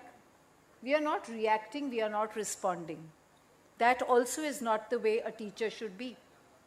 The teacher needs to be assertive. You need to actually tell the child, this is right and this is wrong. And how effectively you can do that, the better way to tell the child so that the younger the child is, the earlier the child learns and subsequently makes less mistakes. And that's precisely what our effort as teachers should be, that we are able to not only modulate the child, but also transform the child into an individual who will be a productive individual subsequently in life. But for that, you need to first look within yourself. Out of all these categories, where is it that you actually fall? Yet another activity I thought I would do with all of you, but seeing the number of volunteers, I don't think I will go ahead, but I will tell you for sure, in this activity, what you need to do is get all your children in the class together who've known each other for a minimum of 6 months. Ask them 3 major questions. Let's begin with the first one. Whom would you like to party with, let's say? Yeah? You have to pick up only one child. In a class of 40 children, it's very tough to pick up that one child, but most of the times, children pick up the child who they are best friends with. That's the child they will like to party with. The next question you can ask is, whom would you like that the children should have as their class monitor, let's say? The teacher doesn't take the initiative, it's the children who will decide. वो बोलते हैं ना, democratic choice of the monitor of the class. It is not a must that the child will choose only his friend. The child will now choose a child who he feels has the quality of becoming the leader. So that is democratic understanding of how to pick up who the ideal person will be for that particular role. Let's say if you're asking the child, whom would you like to make an assignment with? Homework kiske saath karoge? Now the child will again look for a child who does the best task in the class or who stands first in the class, because his assignment will always be the best. So I want to associate with that child, and that's how that child gets the maximum number of ticks. This is how we are teaching our children how to be democratic, how to choose the ideal individual. This is also the way we can teach children saving patterns, financial gains and losses. Children are asked to bring 1 rupee per day to the class. Of course, in today's day and age, 1 rupee, okay, 10 rupees. And they are asked to spend that 10 rupees over 2 days. They can either spend it all in 1 day or they can spend it in a span of 2 days. Very calculative children can even keep it up to maybe 4 days. Children learn how to manage their finances. And that's also an important skill in today's day and age. We need to tell our children we have limited resources. The sooner you will extinguish your resources, we'll be left with no money. And so children learn these through little tasks, through little exercises. Similarly, critical thinking is another exercise which we must teach our children. We often ask questions beginning with, who are you? What do you do? When will you complete your assignment? Where are you going? Why didn't you do your homework and come? How are you going to complete this task if you don't start now? Questions like this teachers pose all the time. And children can think of excuses every day. And every day a new excuse comes to you. You see how sharp your children are. It's their critical thinking which starts to work. One day one excuse has worked. The next day the next excuse works. Third day yet another excuse comes. And like this you keep hearing new things every day from them. That's what makes them so unique. Creative thinking, another very important dimension. How many of you can see what all on the screen? What's the first thing that you see when you see a picture like this?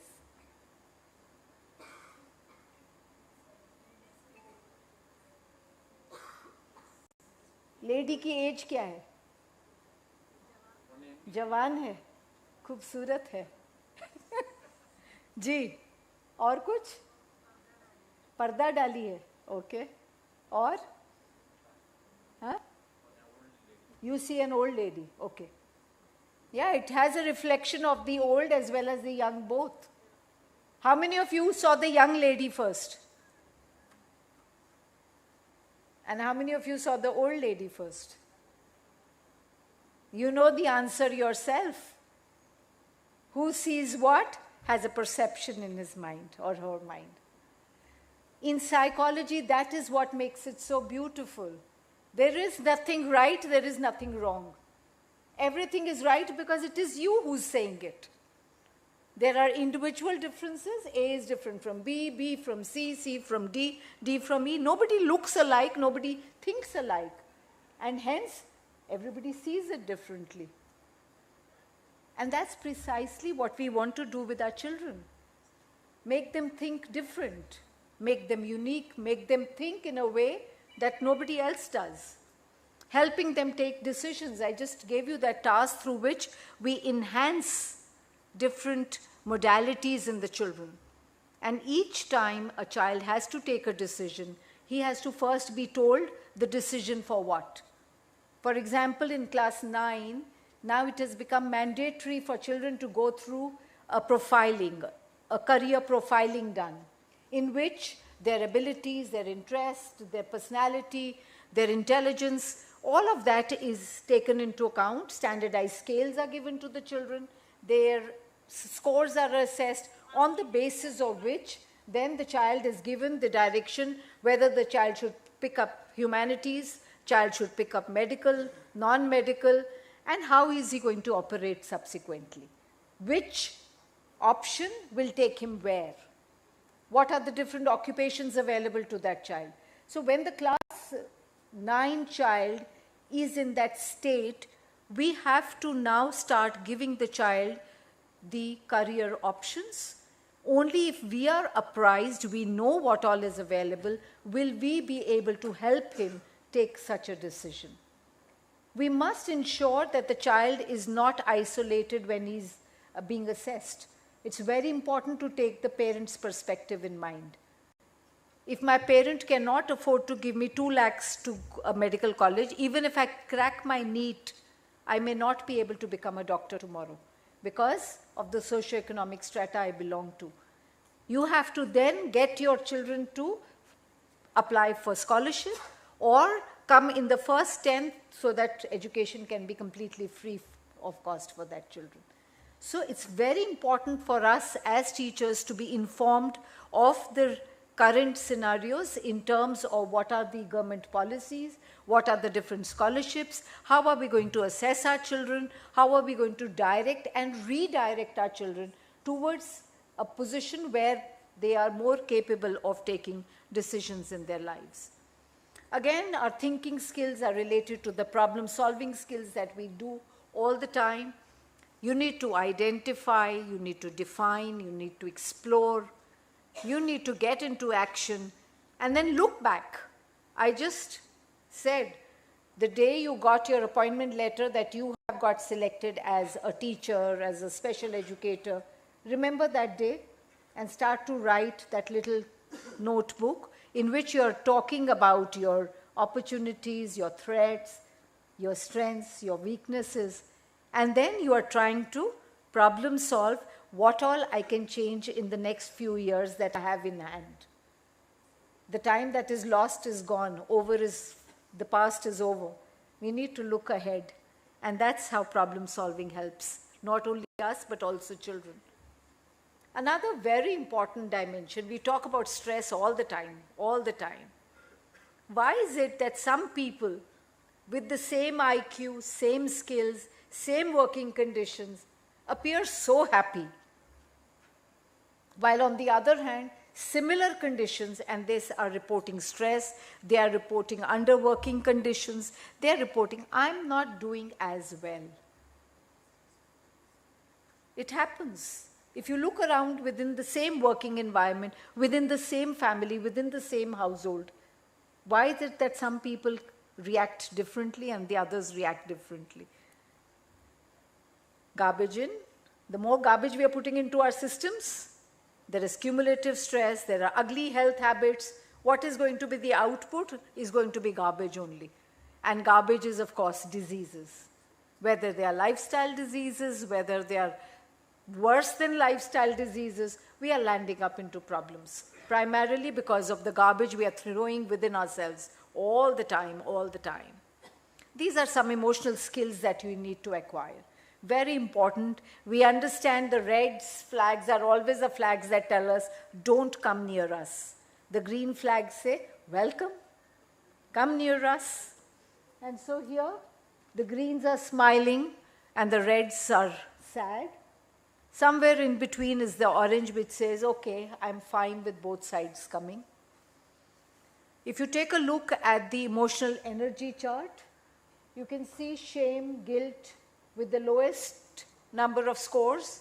As you move higher, joy is at 540, peace is at 600, and when you are looking at enlightenment, if you look at Maslow's needs hierarchy, we say you are a self-actualized individual if you've reached the top. And that actualization is possible only when you've struggled through all the rigors of life, all the problems, all the threats. Now they have no meaning in our lives. That's the time we attain these. These are different ways you can help your children evolve in their classes. You can hold discussions, you can have debates, you can have role plays, brainstorm. You can tell them stories, ask them to tell them, ask children to narrate a story to you.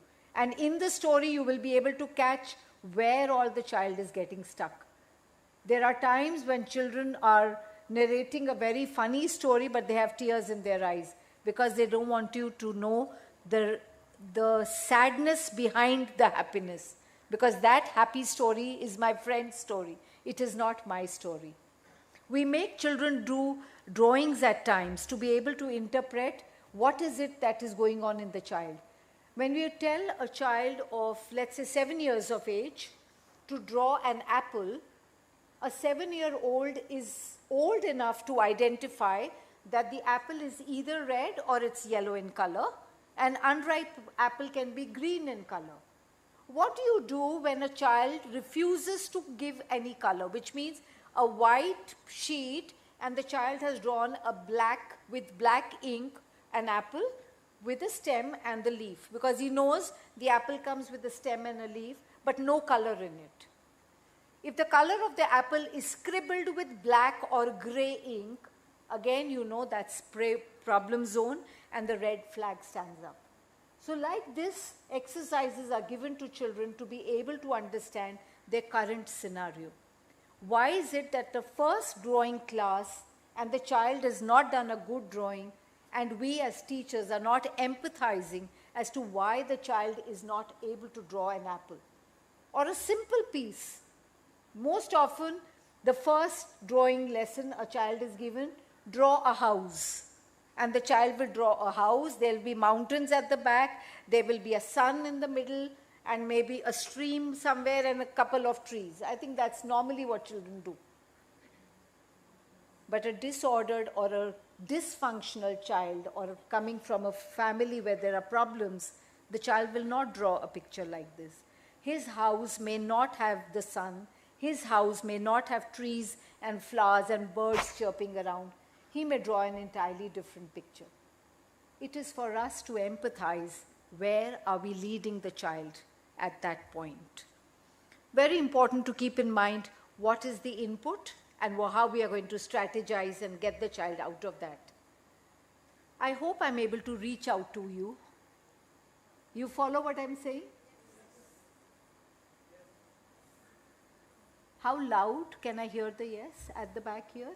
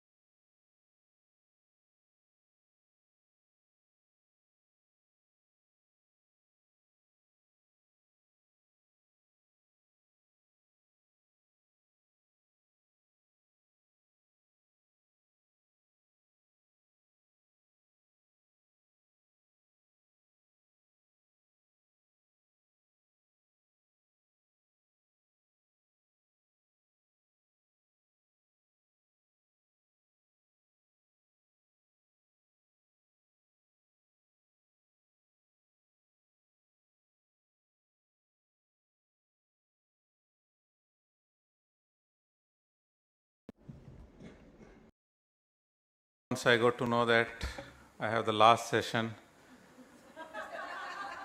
I was little in a sad mood, but that reminded me of there is a effect called primacy effect and recency effect. So what you have heard in the morning, that you will remember, or what you are going to learn in the last session, that you will remember. So called as primacy effect and recency effect in memory. So first of all, thank you to the organizing team, Professor Vinod Kumar Shanwal, Professor Anil Kumar, MANODARPAN Cell, NCERT, RI Mysore, and the organizing committee at Gulati Institute of Finance and Taxation. So I am here to share my views on what is the mental health support system. It is there, and what you can do from your own side to make it little more healthier and impactful for the students as well. So it will be a critical and a big fail on my part if we didn't have like some of the good practices that you can have as a teacher for and at a school level as well. So I'll be introducing three practices, three at the individual level and one at the organization school level, that we have tried it and that you can do for the children, and those are very simple things, not complicated. I am a professor of psychology by training. So being from the last session, my first question to you is, in just one or two words, just tell me, what do you most want for your children? For your own children, what do you most want for your children? Not your school kids, your own children. Anything that comes to your mind in just one or two words. Happiness. Peace of love. Appreciation. Listening. Care. What else? Think about it. It's a matter of for your own kids. Whatever you will wish for them, you will get it. Good life. Mental support. Peace, love. Sharing. Happiness. That's really good. So you are like thousands of parents that have asked the same question. What do you most want for your children? They respond the same adjectives, terminology that you have also mentioned. And what do the school teach? Again, in one or two words. Just tell me, what do the school actually teaches to the kids?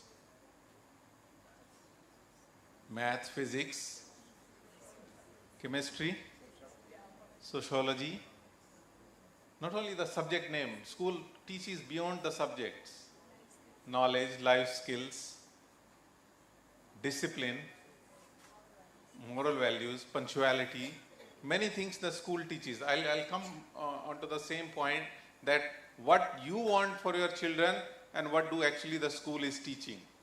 So first is, whatever the points that we are going to cover in the today's session, so don't just think that the mental health support system is only meant and relevant for the school scenario, school kids. So mental health or psychological support system, it's meant for you as well. So don't think that it is going to help only the school children. It is first going to help you as well, because you also need those kind of points, trainings, exercises to keep your mental health, your friends, your family members, your colleagues, your students and co-workers, and even for your own kids as well. So whatever, I have a strong belief that we are only bound to practice those things whichever is benefited our kids at our home. And then chances are that we apply the same to the classroom scenario as well. So the exercises that we are going to discuss today, it's for everyone that is coming up in this slide. And the exercise that I just asked you, what do actually parents want, is somewhat you have also mentioned the same thing which almost thousands of parents have mentioned: happiness, good citizen, brave, strong, good human being, balanced, prudent, healthy. Same adjective you have also mentioned. And what do the school teach now? almost the same point, same adjectives that you were able to generate: behavior, math, science, English, literacy, success, attitude, punctuality. Now what is the difference in these two lists? So these are the two lists. One is generated by the parents, what the parents want for their children, and what do actually the school teach to the children. And you will notice that there is almost no overlap in between these two lists. It means that schools are teaching which parents are not actually looking for. So there is like a big gap in the expectations and what the parents want for their children, and schools are teaching them the different things. That is why one of the core reasons that why we come to the school scenario most of the time, because school always remain the excellent location for well-being and mental health initiatives. Because you all know that, I'm not going to the basics of it, students are in their foundational years, they are learning so many things in the school as they will learn. Same thing, you can learn driving when you are 18, 20 very fast in comparison to an adult when you are like 40, 45, 50. So chances are that the school will learn to remain happy, positive, and that's also learned if they have been taught in the schools. Other reason that why we are focusing on the school kids, because of the other fact, the prevalence of depression is shockingly high worldwide. Almost 20% of, and this is another figure that shows us that India is really going down in terms of the happiness ranking. So there is a global World Happiness Report that comes every year, and they give rank the countries according to their methodology and system. And India is till 2014 it was falling down. Every year falling down.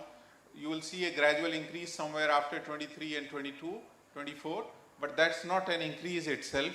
There was less country participated in those years, so our ranking is showing a little bit of improved, but actually not.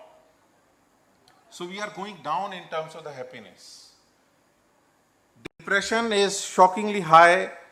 Almost 20% of the youth, means the adolescent in the school experience an episode of clinical depression. You'd know, whether they tell you, whether they don't tell you, but that's the fact, that's the number talks about. And depression is almost 10 times higher than it was 50 years ago.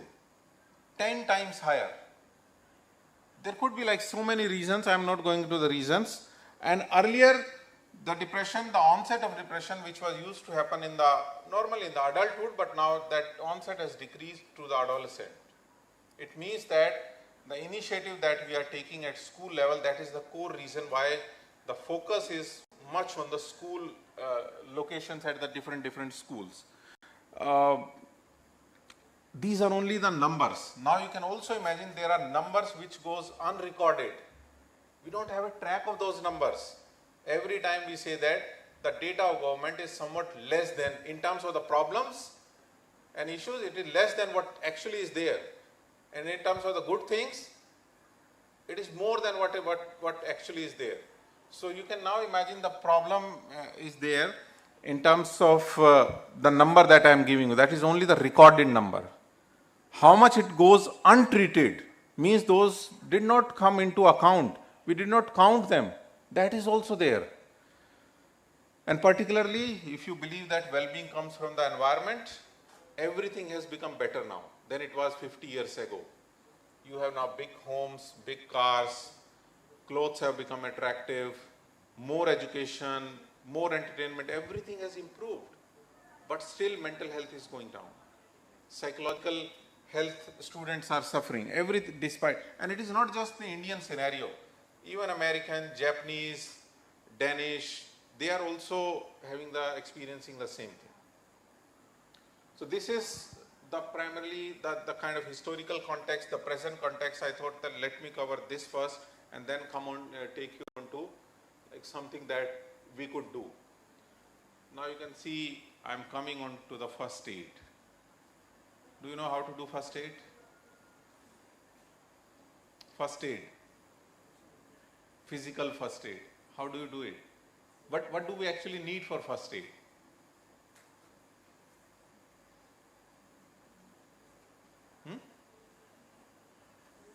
Anything that comes to your mind. For first aid, what do we need for first aid? You have like first aid boxes in the school, every institution. What is there in the first aid boxes? Band-aid, right? Yes, that's what I'm asking. What is there in the first aid kit?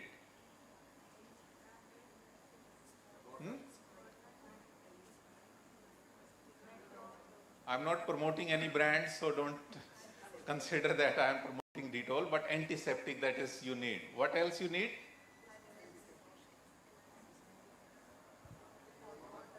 Cotton. What else?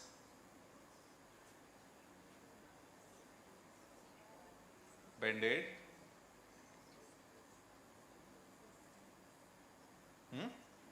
Then what's next? Cotton gauze. Scissor.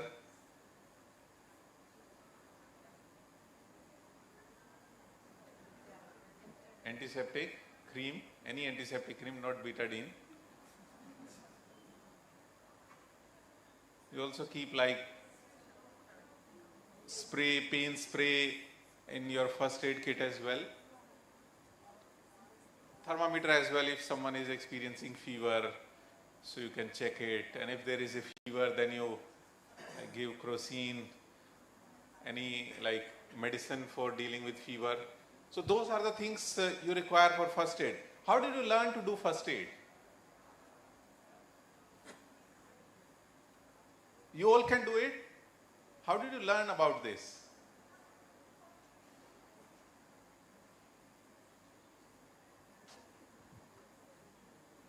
Nowhere? I think most of us have learned it from nowhere. We can't tell that from where did we learn, but we learned about it. Maybe from the observation, we have seen that our parents were doing it, maybe someone else was doing it, but hardly of us would have a formal training in the first aid. But we all know that how to do it. This was about the physical first aid. But now again my question arises is how we can do psychological first aid.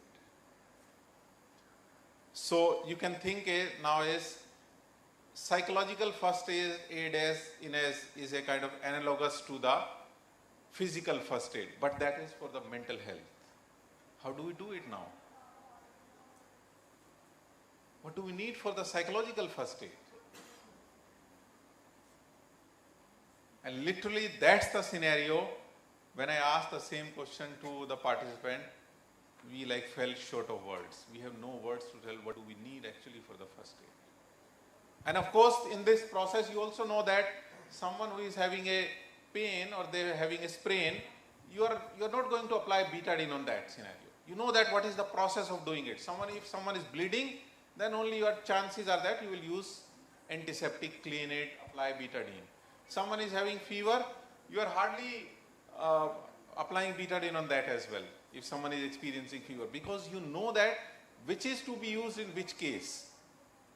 And even like participants sometimes tell that these are the things we required for psychological first aid, but they don't know when to apply the skill of what they know, what they randomly know. So that is the first thing we'll cover. What it actually needs is, we'll cover briefly about psychological first aid. I'm telling you like maybe in the next slide. Most of us have observed people in distress, in anxiety, in stress, or maybe any other human being, our relative, our friend, our school children. We have seen that they are having some kind of problem. Means problem in terms of they are in distress. And when we see someone in distress, chances are that we want to help the person. But we don't know how to do it actually. What are the steps for it? How we can like take it forward and take care of the distress that he or she is experiencing. But chances are that we have an inclination to help the person if we someone in distress. So this the point that we are going to cover here is psychological first aid is mental health analog to the physical first aid. Now I'll come to a model. I'm giving you a glimpse of this because I cannot cover even the whole psychological first aid in just 1 hour session. But you have an idea now, there is a different thing called psychological first aid in comparison to the physical first aid. And same way, you may have some indigenous domestic practices for the first aid as well. Some people apply turmeric on the bleeding. Indigenous things, your own homemade remedies, home discovered remedies, your elders may have taught to you. Some people apply the sand or the dust if someone is bleeding. Not much, but a layer of it. Some people apply, like they tear up a newspaper and then they put it on where they are bleeding. Those are there, means they have indigenous practices as well. So similarly, you may have like similarly psychological first aid has different models. Like you have seen that for bleeding there could be other antiseptic as well. So same way psychological first aid has different models that you can apply. The model that I would suggest you to focus upon is called as a rapid model. Again, I am not going to cover the whole rapid model, that would require 2 hours to cover me, but I will cover first part of this. Rapid is, basically it is an acronym. Each letter in this rapid stands for a step in the model. Like in like bleeding, first you clean it with the swab. Then you put up some antiseptic. Then you put up like a cotton swab or bandage on it. And then you put up the bandage or other. So it has a particular steps that you follow. It is not like randomly you try and different things. So same thing is here. The goal of these models are to meet the basic needs of the person, to stabilize behavioral or psychological reactions, to help the person to deal with the acute stress, recovery, some degree of adaptive functionality, which we in psychology call as resilience. You have seen that if the person is bleeding, even if we don't do anything, it will improve little bit tomorrow, if it is minor thing. Even if we don't apply anything for 2 days, it starts healing naturally. Same thing is here. Whatever stress, whatever problems we have, there is some degree of adaptive functionality which we call as resilience. To foster natural coping and resilience mechanism, and if the person is not getting better at the 4th step, which is this one, then we facilitate access to continued support or higher care center. Same applies to the first aid. I am giving the example of physical first aid so many times because most of us are familiar with that, most of us has experienced the first aid. If the person is not getting better at the step 4, then we facilitate the access to higher care center, means we take the person to a doctor, we take the person to a hospital or a nearby clinic. Same is here in the first aid. If we see that the person is not getting better, we help the person to go to a mental health professional. Now, as I mentioned earlier, we will only do the first step in this model, which is the rapid model. We will do the first step. R is the repo and reflective listening. And this first step is critical and important because 50% of the problem goes away if you know that how to follow the first step. 50% of it. And since I'm assuming that you are not a psychologist, and I mentioned earlier it would take like 2-3 hours to cover all the steps and give a training of how to actually do it. If you are more interested, you can follow that and find out rapid psychological first aid model. There is a booklet on it. It required training, but something of it you can learn at your own. But first step is critically important here, which is the repo and reflective listening. Repo and reflective listening means, and one thing before I tell you that what psychological first aid is, in a way you do it, most of the parents as well as teachers think that, and that I call as like psychological magic bullet. We use sometimes magic bullet and the word is everything will be okay. If anyone is in distress, other person tell that don't worry, everything will be okay. And that is actually, that doesn't help. It may help for a briefer period of time, but it doesn't help at all. So if you do the very first step carefully, and as I said, it would help almost to deal 50% of the problem. This means that in the first step, you are trying to establish a rapport with the person. So some degree of rapport with the student, even your own children. And what is rapport? Rapport means you are trying to gain a interpersonal connectedness, understanding, and even trust of the person. You have seen that your own children will not share their problems if you don't have an interpersonal connectedness with them. If you don't have, if they don't trust you, what you are going to say when you listen that what I am experiencing, they will not tell. Even your own kids, how you can imagine that the school children will share the same thing with you? Whosoever is psychologist or counselor, or even you as a teacher, if you have a little bit of interpersonal connectedness, trust, confidence of the other person, chances are that the person will share the same thing with you. And rapport is how the rapport begins now. Rapport begins with presence. Presence, not just the physical presence, but your emotional presence with the children or the person. So that is why the rapport and reflective listening. You are trying to listen to a kid in the school, but you are distracted in so many things. Someone is calling you, you are looking at the phone as well. That is not, that doesn't mean that you are present. That is merely a physical presence, not the emotional presence.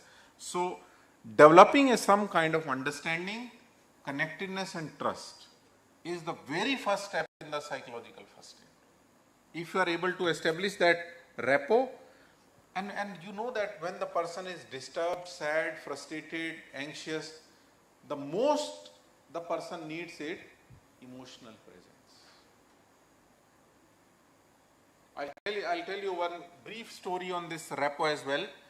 So exhibit a caring attention to the other person, that you are genuinely concerned about in helping the person to deal with the condition or the scenario or the problem that he is facing. A brief anecdote of this is, I was in US, I got a call from my friend and he told me that his father got expired in India and he was in US. He called me. I somehow within an hour went to his place. As we have culture in India as well, someone dies in the family or relative or friends, we usually go there whenever we have time, or if it is very near, we rush immediately to the spot, right? I went to the person and it was like he was sitting silent. I asked what I can do, or do you need any help? Sitting quietly for a time, and then I asked, do you need any help? Do you need like tickets to go back to India? Should I book tickets for you? He said, no, I cannot go back because I just came 2 months ago. So I don't have that kind of break or holidays now so that I can go even to attend those rites to my father. My brothers will take care of it. Then we sat in silence. Then I asked, do you need any help? Do you want to have some groceries, food or vegetables? Because I was expecting that he will not be in a position to go to market to buy milk and other thing. So I offered to get something from the market to if he needs any help. He said, no, I don't need anything. Most of the things are there. I was thinking that what I should do. Same thing happens to us as well when if the person is a close friend, close relative, what help we can do in that scenario? Then we sat quietly for almost 40-45 minutes. I asked again, do you need any help? That's how almost 2 hours passed, 2.5 hours passed. And then I came back home. I was in a guilt that I did not do anything for the person. I did not do any help. Because whatever I asked to help, he was not looking for that actually. And then 2 days after from his coming back home, he sent me a text message. There people like text a lot, not WhatsApp. He sent me a text message that thank you Dinesh for coming, and I will never ever forget the help you offered me. I was thinking I did nothing for the person, and the person is acknowledging that I will never ever forget the help and emotional support you offered to me. So what it was the emotional presence in the moment only. So if you are able to offer that kind of emotional support, then means the rapport is built. And in the first thing, rapport is, if a rapport is made, the person will be able to share his or her problems. You also share your problems with someone who you are very close to, who you are connected with, whom you have a trust with. That person will not tell others and not make like fun of it, what I am sharing.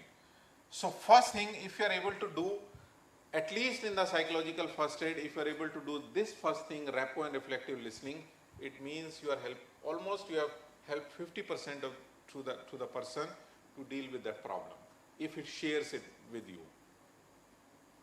So that was the first thing. If you show that, means you have learned to offer psychological first aid as well. And don't think that psychological first aid is meant only for the psychologist. As like physical first aid, you are not doctors, you are not medical doctors, but you know how to do the physical first aid. So same way, you should also be knowing that how to do the psychological first aid. So it's that simple. And 4 other steps because of the time, but if you are interested, you can go through, or maybe at some other forum I can do it for you as well. That was the first thing I request you to please practice.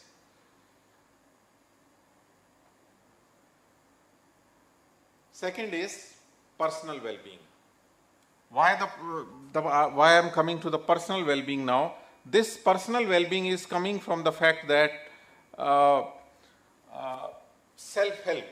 How many of you take care of your health when you have a mild fever, cold or cough? We all do. Do you go to doctors for mild fever, cold, cough?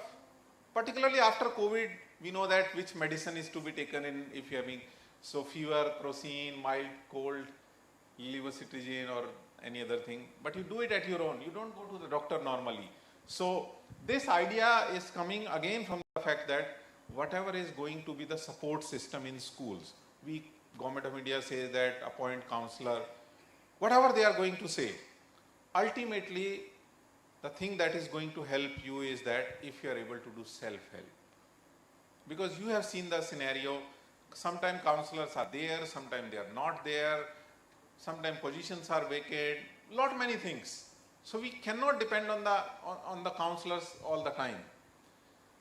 Other thing is, what we have realized in the COVID-19 as well, how the people were recovering in COVID, which is the most talked about thing in the COVID.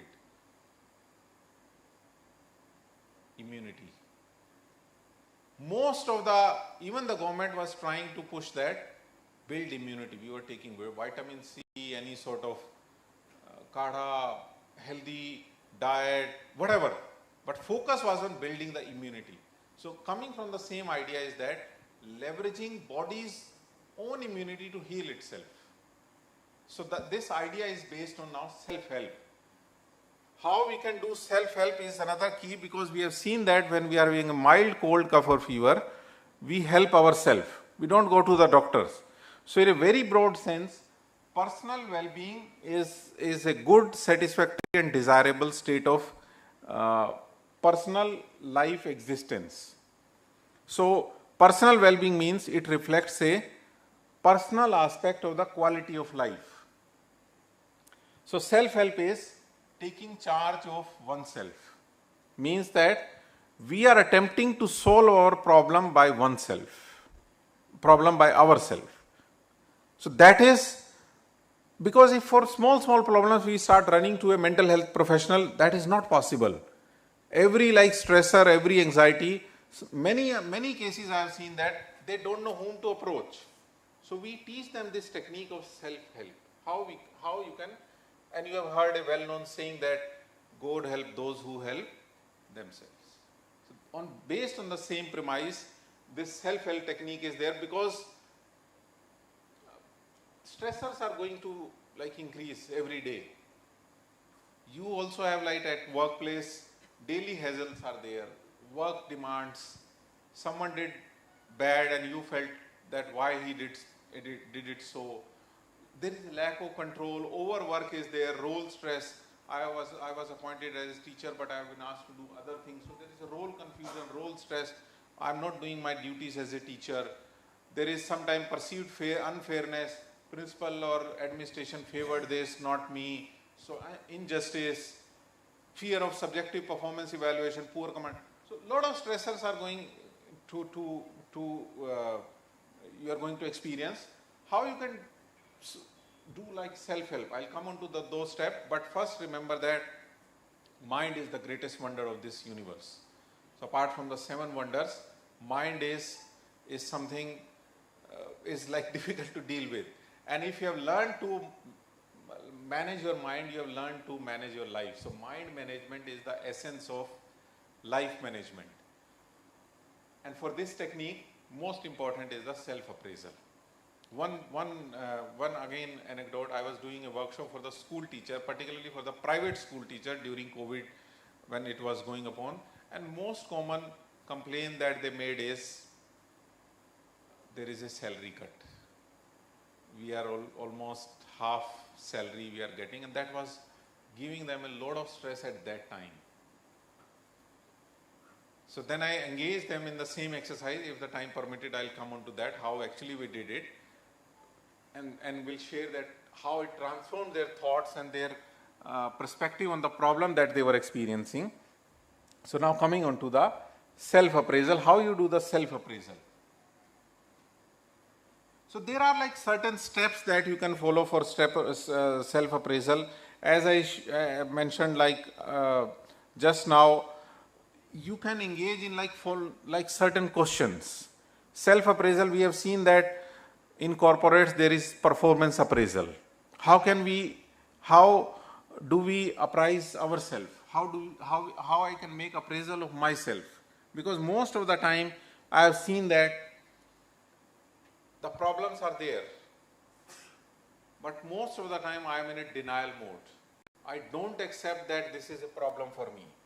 So most of the time I don't pay attention to the problem. So first step in the self-appraisal that you can follow is realize that there is some problem, and you must have willingness to pay attention to the problem.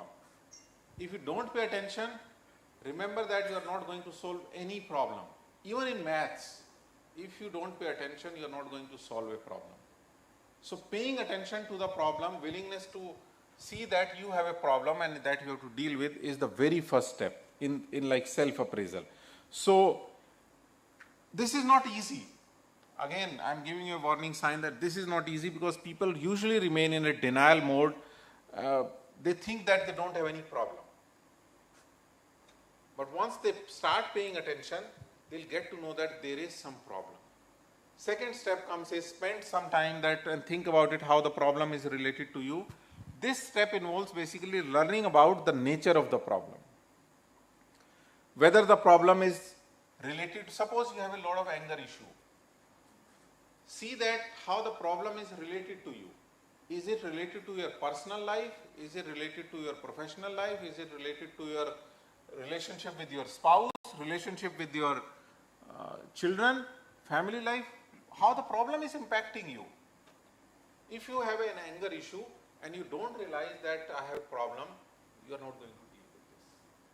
Most of, in the previous session talking about alcohol, like alcohol dependency, smoking, people are not able to quit until they realize that there is some problem and they have to quit it. So same thing applies here. Until you realize that there is some problem and how that problem is impacting your life, that's the key to understand. So idea is that spend at least some time to think about how the problem is related to you. And then third step, think about various solutions. There may be sometimes various solutions, various alternatives, various options available to you. I can try this, I can control my anger once a day only. I can try to say one good thing to my children once a day. Think about various problems, various alternatives and choices available to you. That is at the third step, and then decide on based on the problems, based on the solutions that you have identified. You are focused on the different aspects of the alternatives. Next step is to choose which is the best step, which will work best for you, what you can commit to yourself. One particular example of this is, sometimes people say that how many steps we need to walk each day?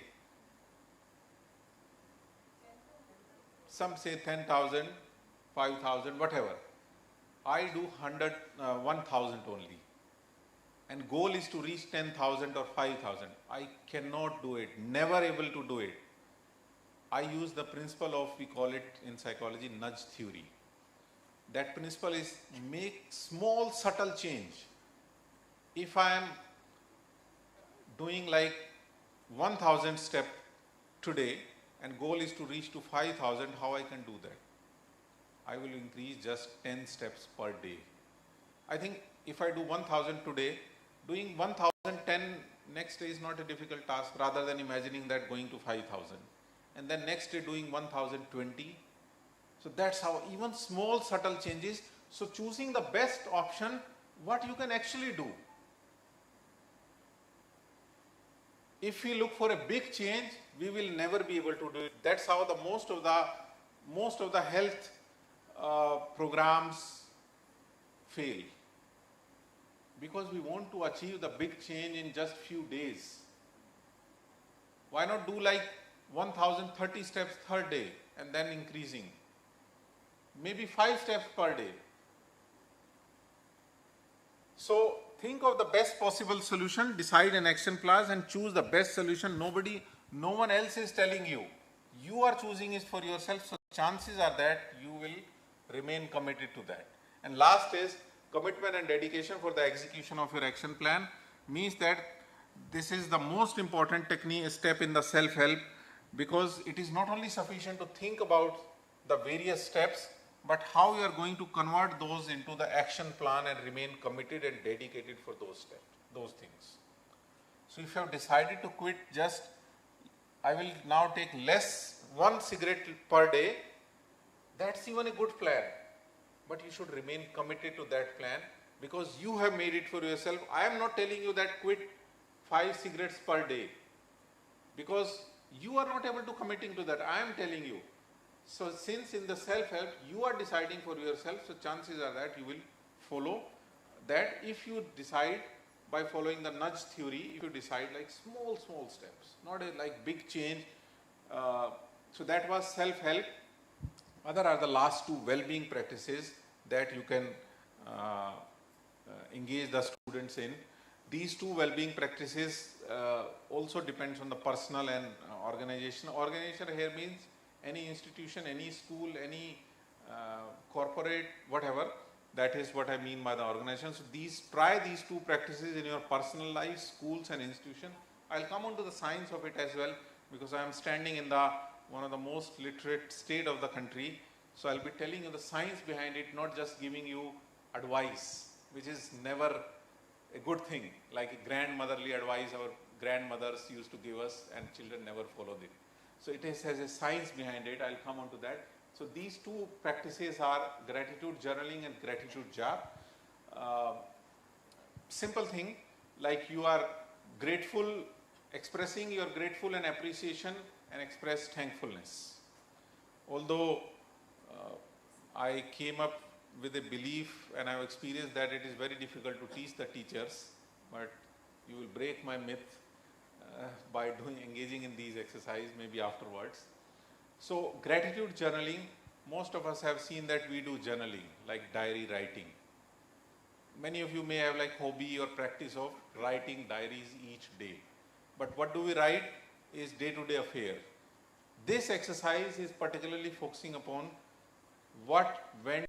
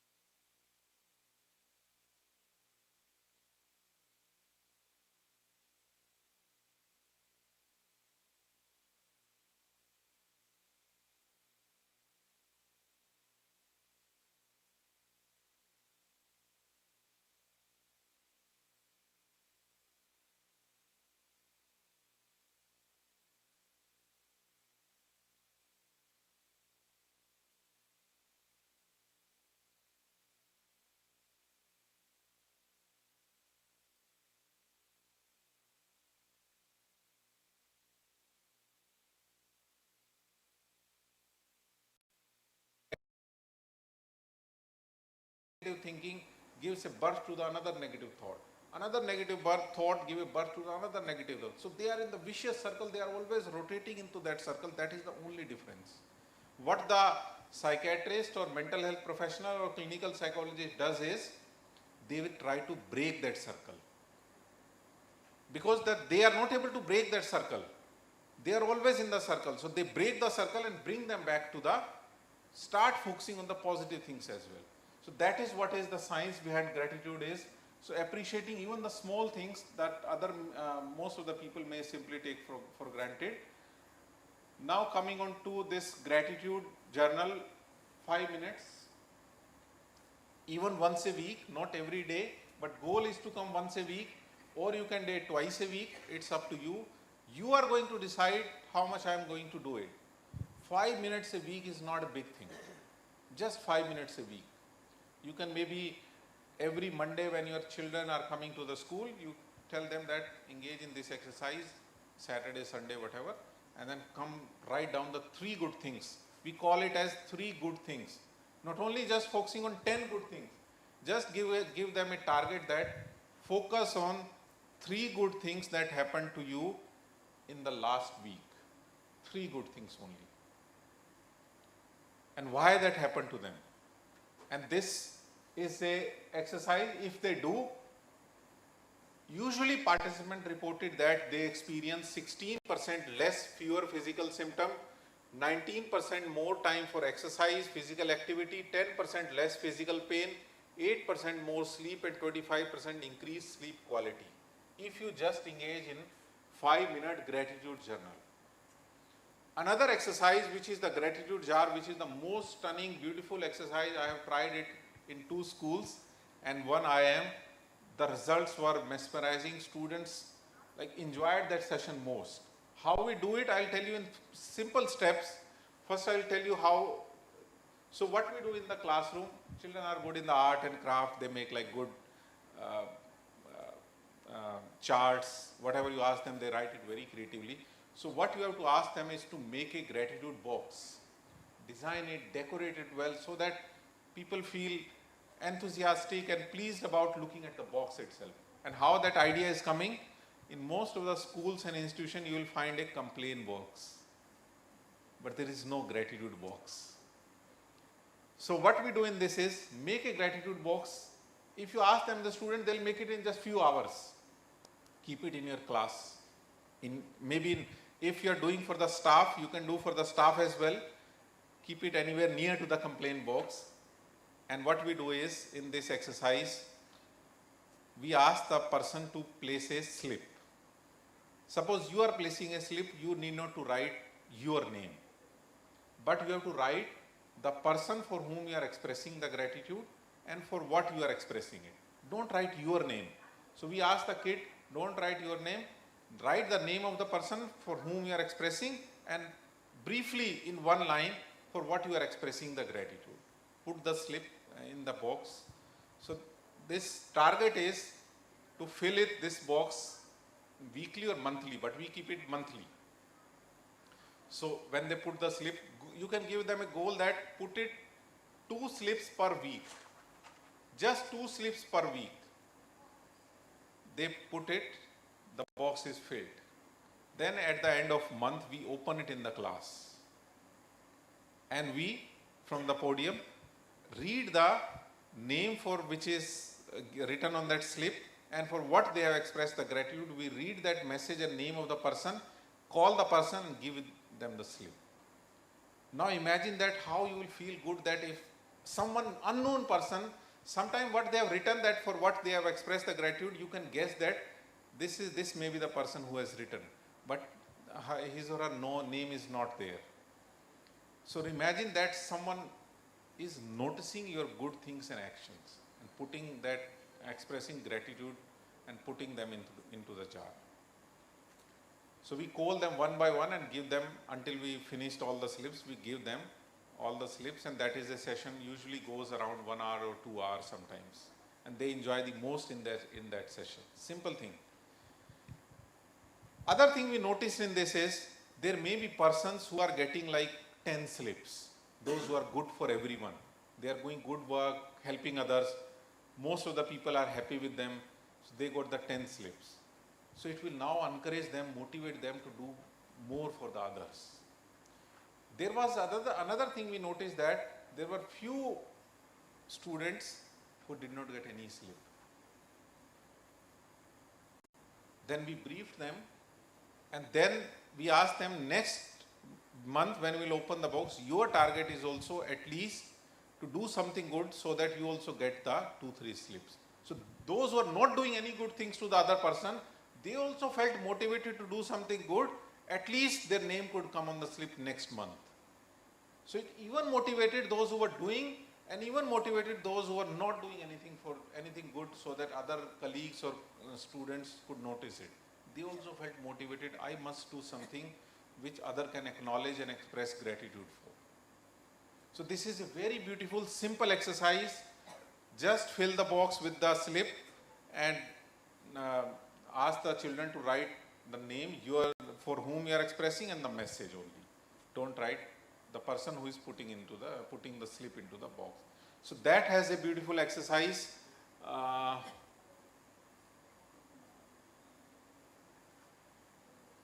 this is going, I have to come back.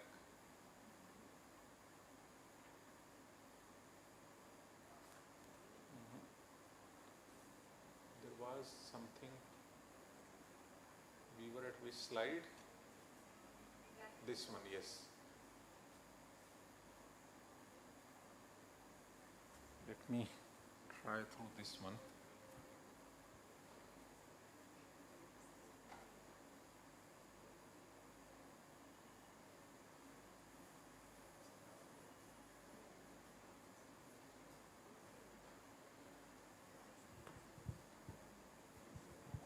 So it can be like for very small things, it can be for very big things, anything that they feel good for other, they can write and put it in the box. So that is also a very beautiful exercise if you do it just once.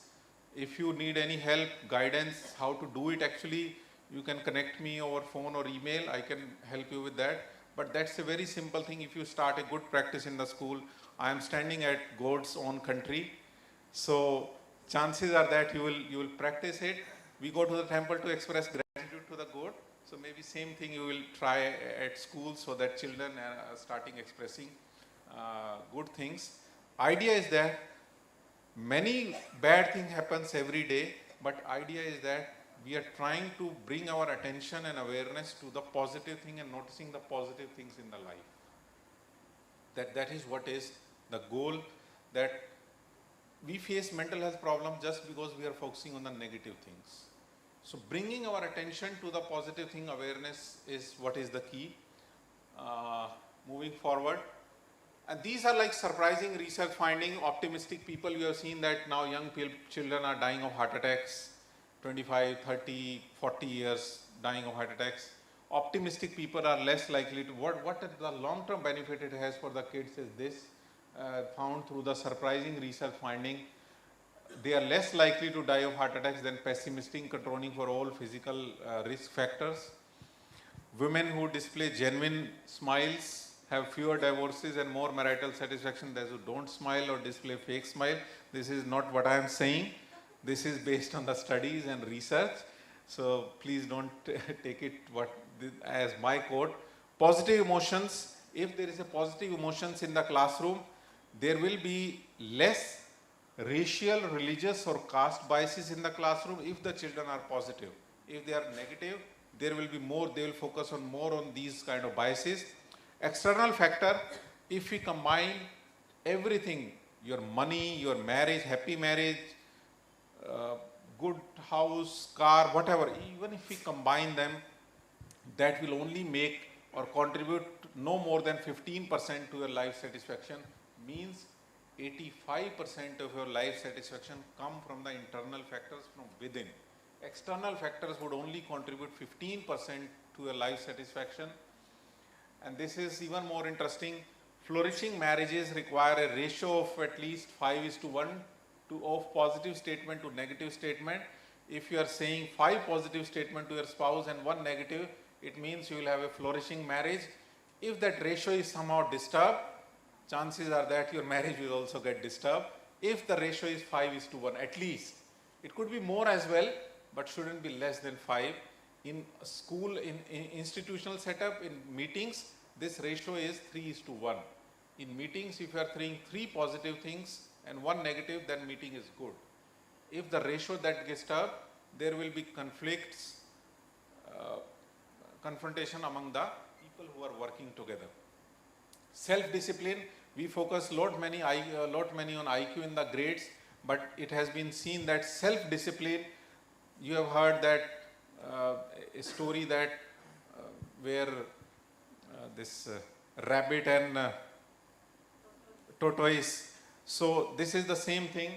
If a person who is self-disciplined but not having a high IQ, chances are that he will get good grades in comparison to the person who is having high IQ, if the self-discipline is not there.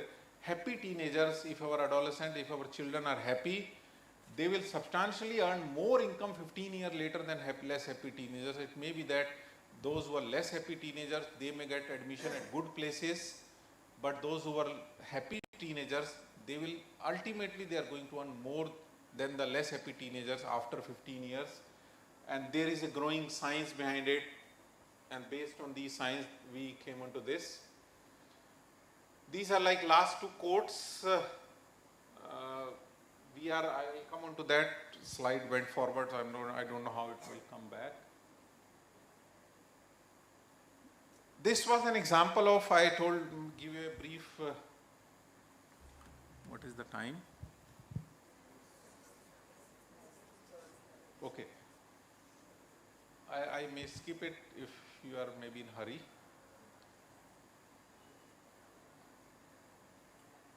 So we'll come on to the last thing. Final thought is that we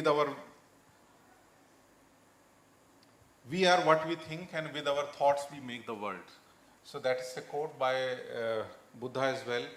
So we are what we think, with our thoughts we make the world. There may be like no problem at all, but with our thoughts we make the world. So man is not moved by the things.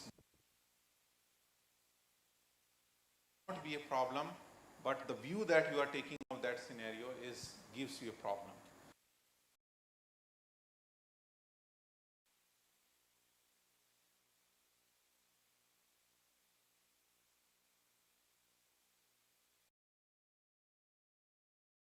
Jar and gratitude journaling, of course, going to help you. So these were like 3-4 good things you can actually implement at your own home, school, at your workplace, wherever. So this is on from my side, and thank you very much for patience listening and attending the session. Thank you, although it's too late, but I wrap this up now.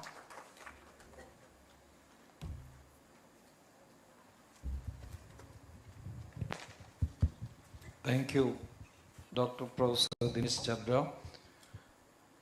In a low pace, he has made us enlightened by this evening to think more about new things which we are going to receive tomorrow. And I request any one of the principals who are attending this meeting to deliver the vote of thanks. Principal ആരെങ്കിലും ഒരാൾ കടന്നു വരിക.